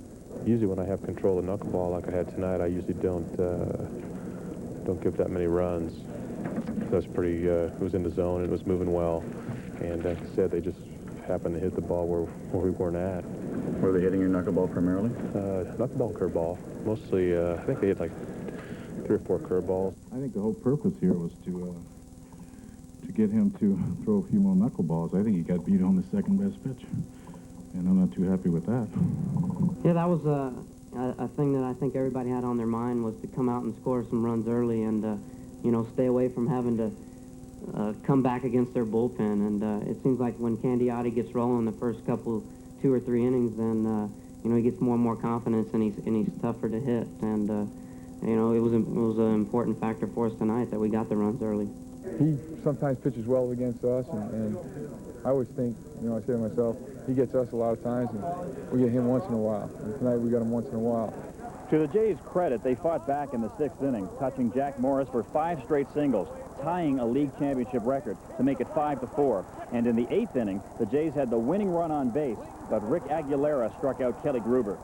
You know, I don't really feel I threw the ball really that well, but I was able to get the job done, and I think just it's nice to get that first out of the way. We had the tying runs on base, even the winning rain, but we just didn't get the hit, you know, to try to drive the runs in. But, you know, we battled back. We came back from a 5-0 lead and ended up 5-4 off of quality pitchers, so we played a pretty good ball game, and perhaps we probably should have beat them. The pressure now rests on rookie pitcher Juan Guzman and the rest of the Blue Jays in Game 2 to come up with a much-needed split before heading back to Toronto. Only 7 teams in the 22-year history of the American League Championship Series have come back to win the series after going down 1-0. Mark Bunting, TSN in Minneapolis. Thank you, Mark. Great job. Here is the pitching matchup for Game 2 of the American League Championship Series. It is 3 o'clock Wednesday afternoon at the Metrodome. Juan Guzman, 10-3 against Kevin Tapani, 16-9. We'll tell you Guzman will be the first Toronto rookie to ever start a playoff game. Don't forget, TSN's coverage of the Road to the World Series continues with Sports Desk Extra. You can catch it Wednesday evening, 7 p.m. Eastern Time. That is 4 o'clock Pacific, only right here on the Sports Network. 2 division titles and a contender in 1991. Those credentials and 25 cents will get you a cup of coffee with the Boston Red Sox. On Tuesday, the Red Sox fired...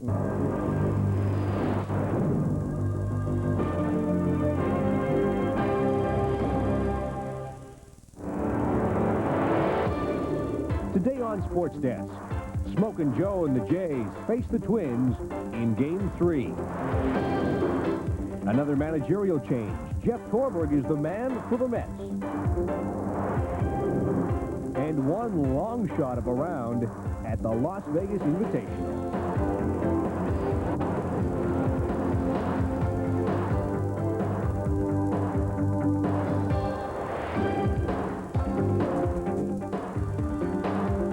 Sports Desk is brought to you by Suzuki, where the wheels are turning.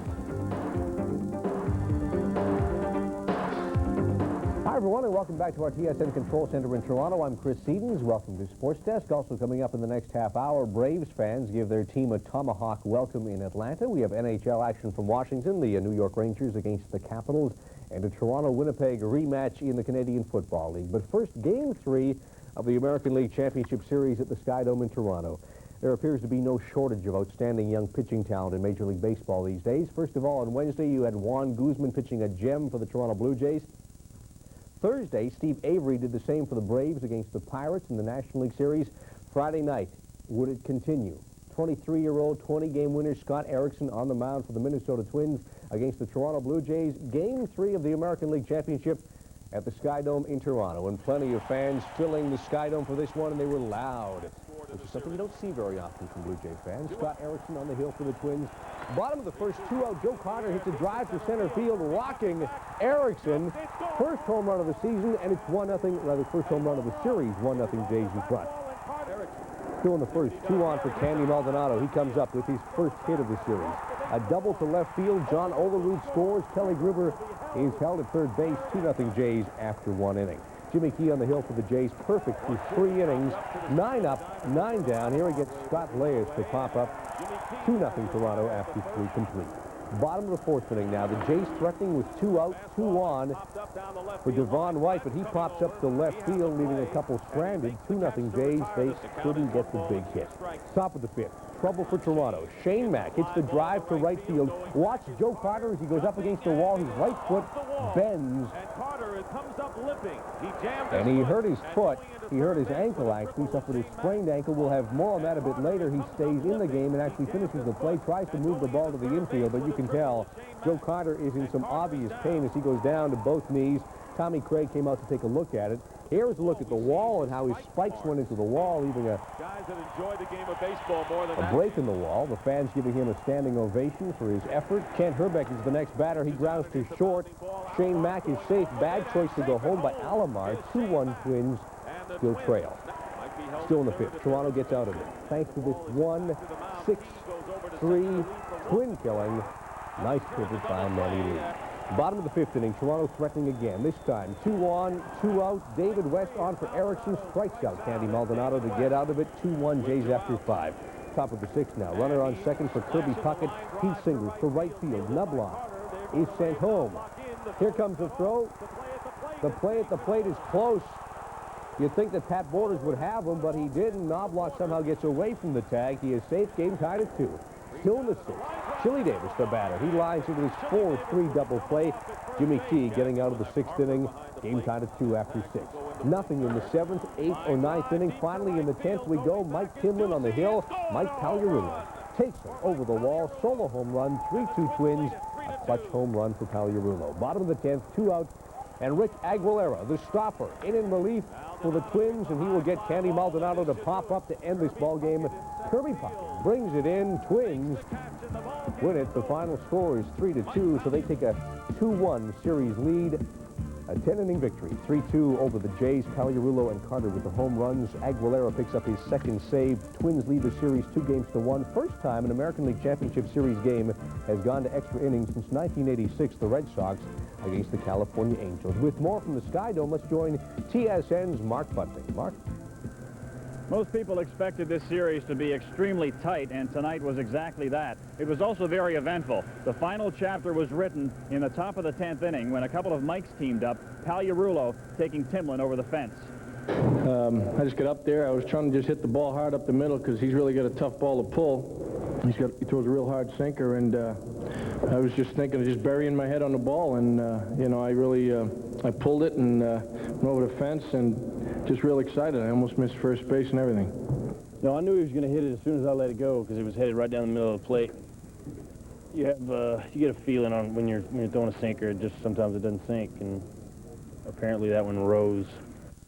The Blue Jays have their season flash before their eyes in the 5th inning when Joe Carter leaps awkwardly for a Shane Mack drive. After several minutes on the ground, Carter is able to continue, but after an intentional walk in the 7th, he's pulled in favor of Rob Ducey. I thought it was broke because I hadn't felt that much pain in a long time, especially in my ankle. But you know, after I sit there for about a couple minutes, it started to feel pretty good, and the numbness kind of went away. And you know, I got up and I could run on it and jump on it. But I knew later on it was definitely going to hurt later on. But I could get by with it at that point in time. Well, right now, our orthopedist, Dr. Alan Gross, and team physician, Dr. Ron Taylor, have decided that we'll wait till tomorrow morning, see how he is, and at that point, they'll probably re-examine him and x-ray him if necessary. Right now, Dr. Gross's preliminary diagnosis is a mild ankle sprain, and with minimal swelling, and he's able to bear weight right now, which is a good sign, and he was able to continue in the game for a short period of time before Cito decided to make a change. So all those things are in his favor at this time, but it's still too early to jump out and make a decision right now or give you where I think he is in terms of being able to play tomorrow night. I don't know what's going to happen tomorrow. He's pretty sore right now. Hopefully we can DH him. I don't know. It's going to be pretty tough. Game 3, of course, pivotal in any 7-game series. In fact, the team that has won Game 3 has gone on to win 5 of the last 7 American League Championship Series. Mark Bunting, TSN in Toronto. Thank you, Mark. And if the Jays are without Joe Carter for any length of time, that will definitely hurt. He is a very key ingredient to their offense and defense. Here is the pitching matchup for Game 4 of the American League Championship. Morris against Stottlemyre. It's Morris.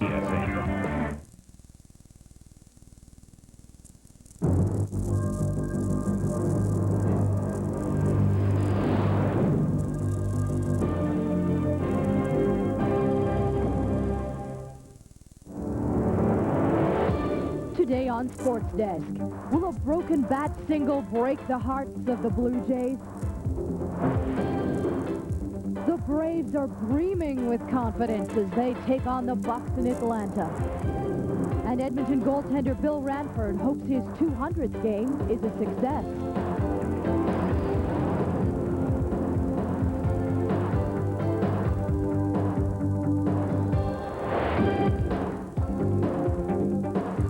And welcome to the show. Also ahead, well, it was the busiest night in the NHL history as all 22 teams were in action. We've got lots of highlights. We'll also take a look at Saturday's results from the CIAU, and we've got highlights from the Dunhill Cup. But first to the ALCS, Game 4 between the Jays and the Minnesota Twins. They say that pitching and defense will win you games. Well, in the case of the Jays, a little offense might help. Going into the ALCS, the Jays looked like they had it all covered. But as Jays general manager Pat Gillick sat watching Saturday night's game, he said that the Jays' bats were dead. Gillick is hoping to add more power to the batting order, but as far as this year is concerned, it might be a little too late. So on to the highlights. At Game 4, Joe Carter, of course, spraining his ankle Friday night, so he would DH. Mookie Wilson got the start in left field. He is tested early. Top of the second inning, Mike Pagliarulo hits the drive into the gap, but nice catch by Wilson, and that ends the inning. Bottom of the second, Toronto opens the scoring. Kenny Maldonado on second. Pat Borders with a clutch two-out single. Maldonado will come in to count, and the Jays take a 1-0 lead as he crosses the plate. Bottom of the third, the Jays try to add to their lead, but Kent Urbeck makes a nice play, and he robs Mookie of extra bases. Still in the third, 1 out, 2 men in scoring position for Joe Carter, but he strikes out, and again, the Jays can't get the big hit with the men on, and they don't score in the inning. Top of the fourth, Kirby Puckett takes Todd Stottlemyre out of the park. This one, a 426-foot shot, and Puckett ties the game up at 1. Later on in the fourth, with 2 out, Mike Pagliarulo singles to center, so that'll bring in Chili Davis. He scores, and the Twins lead 2-1 thanks to some timely 2-out hits. Still in the fourth, bases loaded for Dan Gladden. He hits a broken bat single to right. 2 more runs are coming to score, and it is 4-1 mini thanks to a 4-run fourth inning. On to the sixth now, and the Twins keep on coming. Mike Pagliarulo, he doubles into the gap. Brian Harper, he'll score easily, and Minnesota ups their lead to 5-1. Well, still in the sixth, Dan Gladden, he'll single to left. Pagliarulo scores easily, and the rout is on. He comes across, make that 6-1 for the Twins. Bottom of the sixth, Toronto gets 1 back. Pat Borders, he doubles to left. Gruber, who was on second, scores. It is now 6-2 Minnesota after 6 complete. Well, things just not going well for Toronto. 2 on for Minnie, and Kelly Gruber, he will throw the ball away. Kirby Puckett will come in to score. 7-2 for the Twins, and Kelly makes his 3rd error of the series. Now, how are things going for the Jays at the plate? Devon White hits a grounder to Herbeck, bounces off to him, deflects to Knobloch, and he throws out White. It was 8-2 Minnie after 8 complete. The Jays add a run in the ninth off of Steve Bedrosian, but John Olerud lines out to Chuck Knobloch, and the Jays lose the game 9-3 and trail in the series 3-1. So that was homer number 1 for Kirby Puckett of this postseason. Jack Morris picking up the win. So Morris, in fact, is 4-0 this season versus Toronto. Well, Mark Bunting was at the Sky Dome and has this report. Game 4 unraveled quickly for the Blue Jays when Todd Stottlemyre couldn't survive the 4th inning, allowing 4 runs. Stottlemyre thinks the walk he gave up to Shane Mack was the turning point in the entire game. He showed great patience in that at-bat, and to me that was the at-bat that beat us tonight. And Kirby hits the ball at the ballpark to lead the inning off, but the score's 1-1. We're still in the ball game, and to me that base on ball right there was what set the whole inning up. And I just tried to go up there and battle the best I could. You know, he was throwing the ball pretty well, and I was able to get a walk. A lack of timely hitting continues to kill the Blue Jays. For example, the Jays wasted a 1-out double steal by Devon White and Roberto Alomar in the 3rd inning. And what about Manny Lee? 0 for 13 in the series, plus 3 stranded base runners in Game 4. The guys trying their best, you know, there's nothing you can say about it, do about it. You know, we have to come tomorrow and just be positive and trying to beat them, because if we lose, you know, we have to go home. So, you know, the guys, I know they're trying their best. Like today, I came in with men on scoring position. I hit a line drive, and the third baseman, Mike Pagliarulo, make a great play. So there's nothing you can do about that. Well, I think it's quite obvious what we need to do is go win some ball games. So, you know, we got to hit with men on base. So that's the bottom line. You know, how do you do that? You just have to just keep swinging the bats and hope for the best. You know, it's too late to be changing stuff now. Joe Carter's sprained ankle severely limits his effectiveness as he goes 0 for 5 with 3 strikeouts. I mean, it's painful. It's going to be painful, but you know, certain things you got to accept. You know, there's no way you can play around it, or it's not the pain's not going to go away. You just tape it up tight and hope that you can go out there and be productive. Today, it just didn't happen. He's the type of guy that he wants to be a part of it, and it's kind of hard to take that away from Joe. He's been so much a part of this team this year that I know he's hurting, but if he wants to play, I'm going to play him. Going into this series, the consensus was that Minnesota had a slight edge in starting pitching, and that's proving to be true. Tonight, on only 3 days rest, Jack Morris goes 8 innings, giving up just 2 runs. On the other hand, the Blue Jays starters have a combined ERA of 6.50. Mark Bunting, TSN in Toronto. And Mark Bunting will be standing by at the Sky Dome when Game 5 goes. Kevin Tapani will get the start for the Twins, and the Jays are going to call on knuckleballer Tom Candiotti.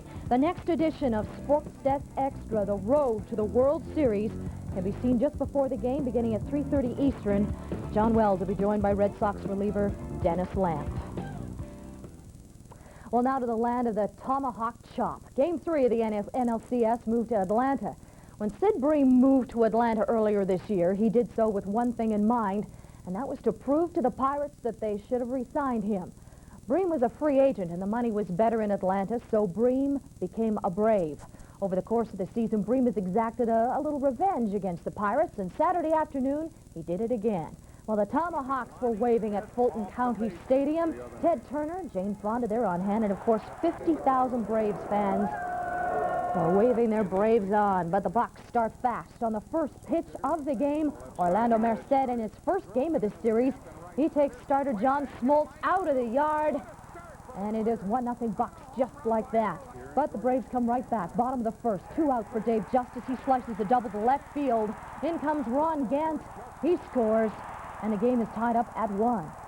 So the next batter up, Brian Hunter, and he comes up with a clutch double to left. That'll bring in Justice. He'll score easily, and the Braves take a 2-1 lead in the game. Still in the first inning, Greg Olson with Hunter aboard. He takes John Smiley over the left center field wall. A 2-run shot. It was 4-1 Braves after 1 inning. Well, the players were excited, and so was the stadium crowd. Let's shuttle ahead to the 7th now. 6-2 Braves with the lead. Jay Bell tries to bring the Bucs closer with a solo shot to left field. And that pulls Pittsburgh to within 3. He makes it a 6-3. But up next, Sid Bream, and he buries his former mates with this 3-run blast. And this one made it 10-3 for Atlanta. So to the top of the 9th, Barry Bonds flies out deep to right field. And that ends the ball game. The Pirates lose it. 10-3 was the final. So Atlanta leads the series 2-1. Alejandro Pena picked up his 2nd save. So homering for Pittsburgh, it was Orlando Merced and Jay Bell. For Atlanta, Greg Olson, Ron Gant, and Sid Bream. So Game 4 will look like this. On the hill for the Pirates will be Randy Tomlin and Charlie Leibrandt. He'll get the call for the Braves. Well, after game number 3, this is what winning pitcher John Smoltz had to say. If there's any goal that we had, it was to get, obviously, because they have 4 good starters, it was to get in their bullpen and then score some runs. Is there a killer instinct on this team? You win tomorrow, it's pretty much, I mean, it's not in the bag, but nobody comes back from 3-1. Well, exactly. We feel that way. And you know, hopefully each pitcher is, that's our goal, to make the next pitcher's job a little easier. And I can't say again how much Steve's victory meant to me and my sleeping Friday night, and hopefully Charlie be more relaxed. But he's a veteran. He's been there before, and I look for a great performance out of Charlie. Every time they came back, we'd you know, give a big blow to them and put them back down. And I think that was the key, just getting the big hits at the right time. Time for a quick break on PSA.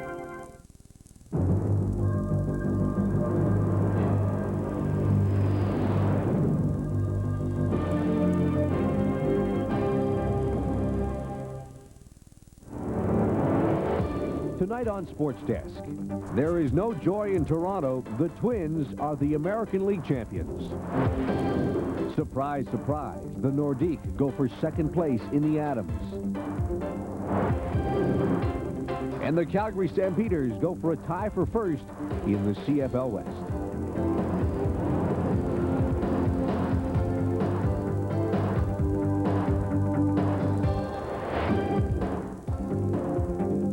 Sports Desk, brought to you by Mazda. It just feels right. And by Gillette Sensor, for the best shave a man can get. Good evening and hello, everyone. Welcome to Sports Desk. Chris Seaton's along with Teresa Hergert. Stay with us. Also coming up in the next half hour, plenty of news, NHL, NFL, CFL. It was just 11 days ago Canadians were celebrating another division championship for the Toronto Blue Jays, but as dandy Don Meredith would say, turn out the lights, the party's over.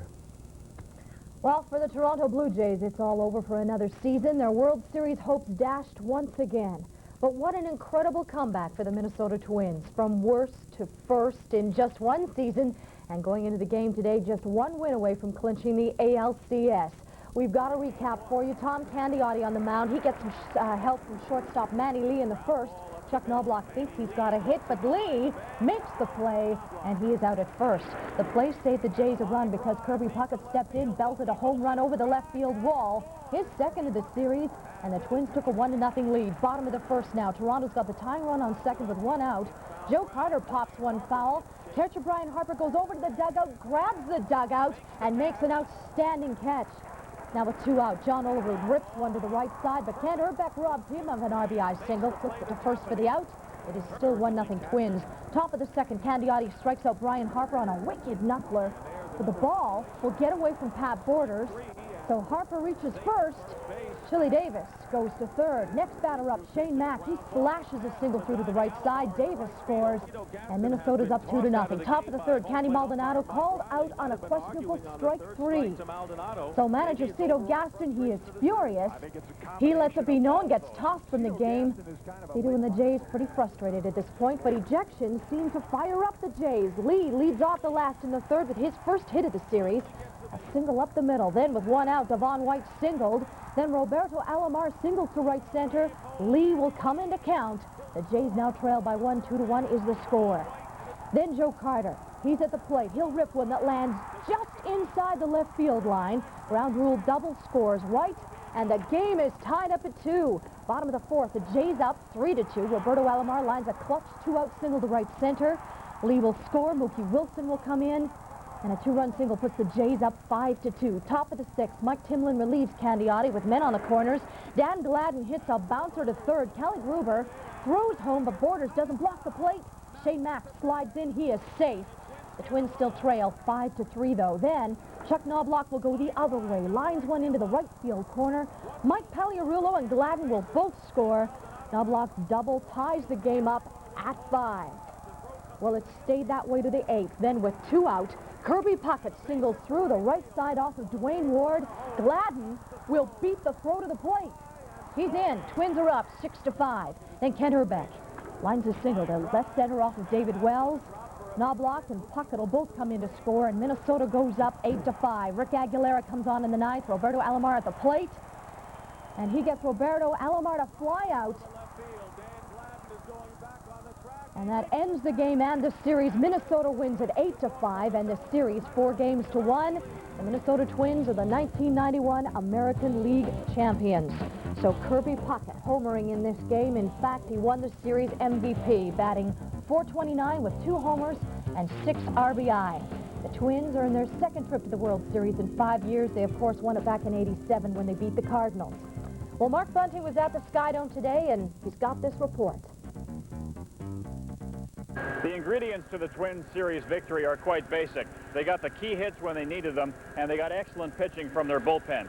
That all adds up to their second World Series appearance in 5 years.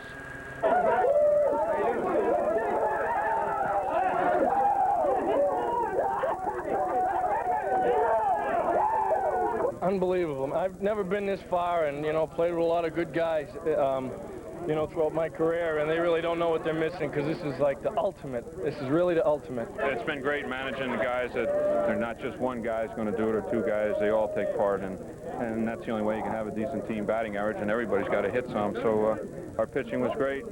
Defense played good, and we're fortunate to beat a real tough Blue Jay team. We're a very close club. TK, really the main reason for that. Keeps a loose clubhouse. When a guy starts getting a little chip on their shoulder, he'll knock it off or pick a guy up, you know, whatever it may take. But we got a very close ball club, and it shows in the way we play. It's a great bunch of guys in this clubhouse, Bucky. We can't ask for a greater bunch of guys than we have here, man. And I have to sympathize with the guys on the Toronto side because I got a lot of good friends over there. You know, Joe Carter and Alomar and them guys, and And I want to tell them that they have nothing to hold their heads down about, man. They should be proud of themselves. For all the Blue Jay fans that are watching right now, I know I can tell them one thing. Every one of us Minnesota Twins respect them a hell of a lot. They had a great year. They fought us hard. 2 or 3 of the games you could have flipped a coin to see who would have won, and we were just lucky enough to get the break when we needed it. In the Jays clubhouse, the mood is not as somber as you might expect. Players are packing up and saying some goodbyes with the knowledge they were beaten by a better team.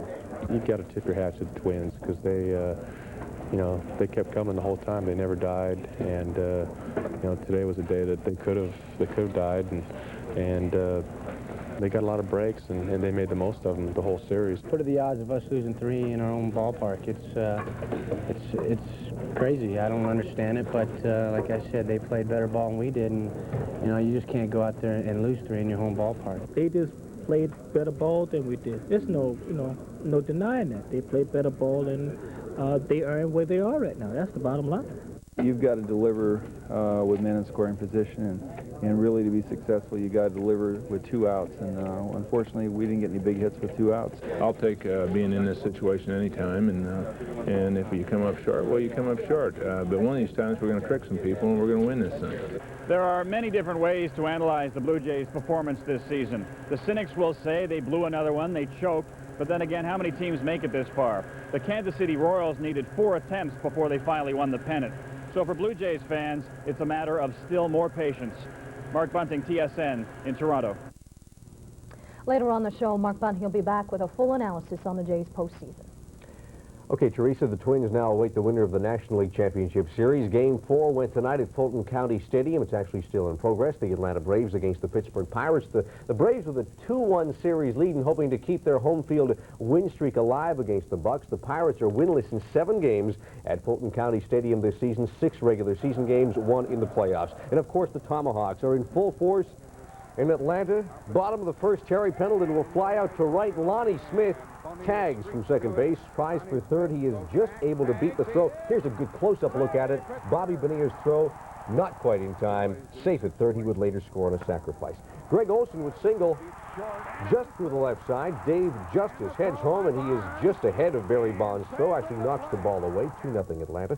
Top of the second, Pirates get a run back. Don Slott rips a shot just out of the reach of Terry Pendleton at third base. Bobby Bonilla scores, and with that, 2-1 Braves. Charlie Lee Brandt, very effective against the Pirates on this night. Here he gets Andy Van Slyke swinging, making that the 5th consecutive batter to go down. Then top of the 4th, Lee Brandt gets Barry Bonds some strikes, and Bobby Bonilla gets caught in the rundown between first and second base. He is tagged out. Then top of the 5th inning, Jay Bell hits a looper to right field. Gary Reedus tries for third. Dave Justice's throw gets past Terry Pendleton at third. Reedus trots in to score. Jay Bell sneaks into third on the play. With that, the game is tied at 2 apiece. And there's still an action at Fulton County Stadium in Atlanta. The game tied at 2 apiece in the 8th inning. The Pirates against the Braves. Atlanta with a 2-1 series lead. Well, time for a quick break here, but still to come on Sports Desk, we'll head to McMahon Stadium in Calgary. The Stampeders are playing host to the Ottawa Rough Riders. An important 2 points on the line as the Stamps try to regain a share of first place in the West. And we'll also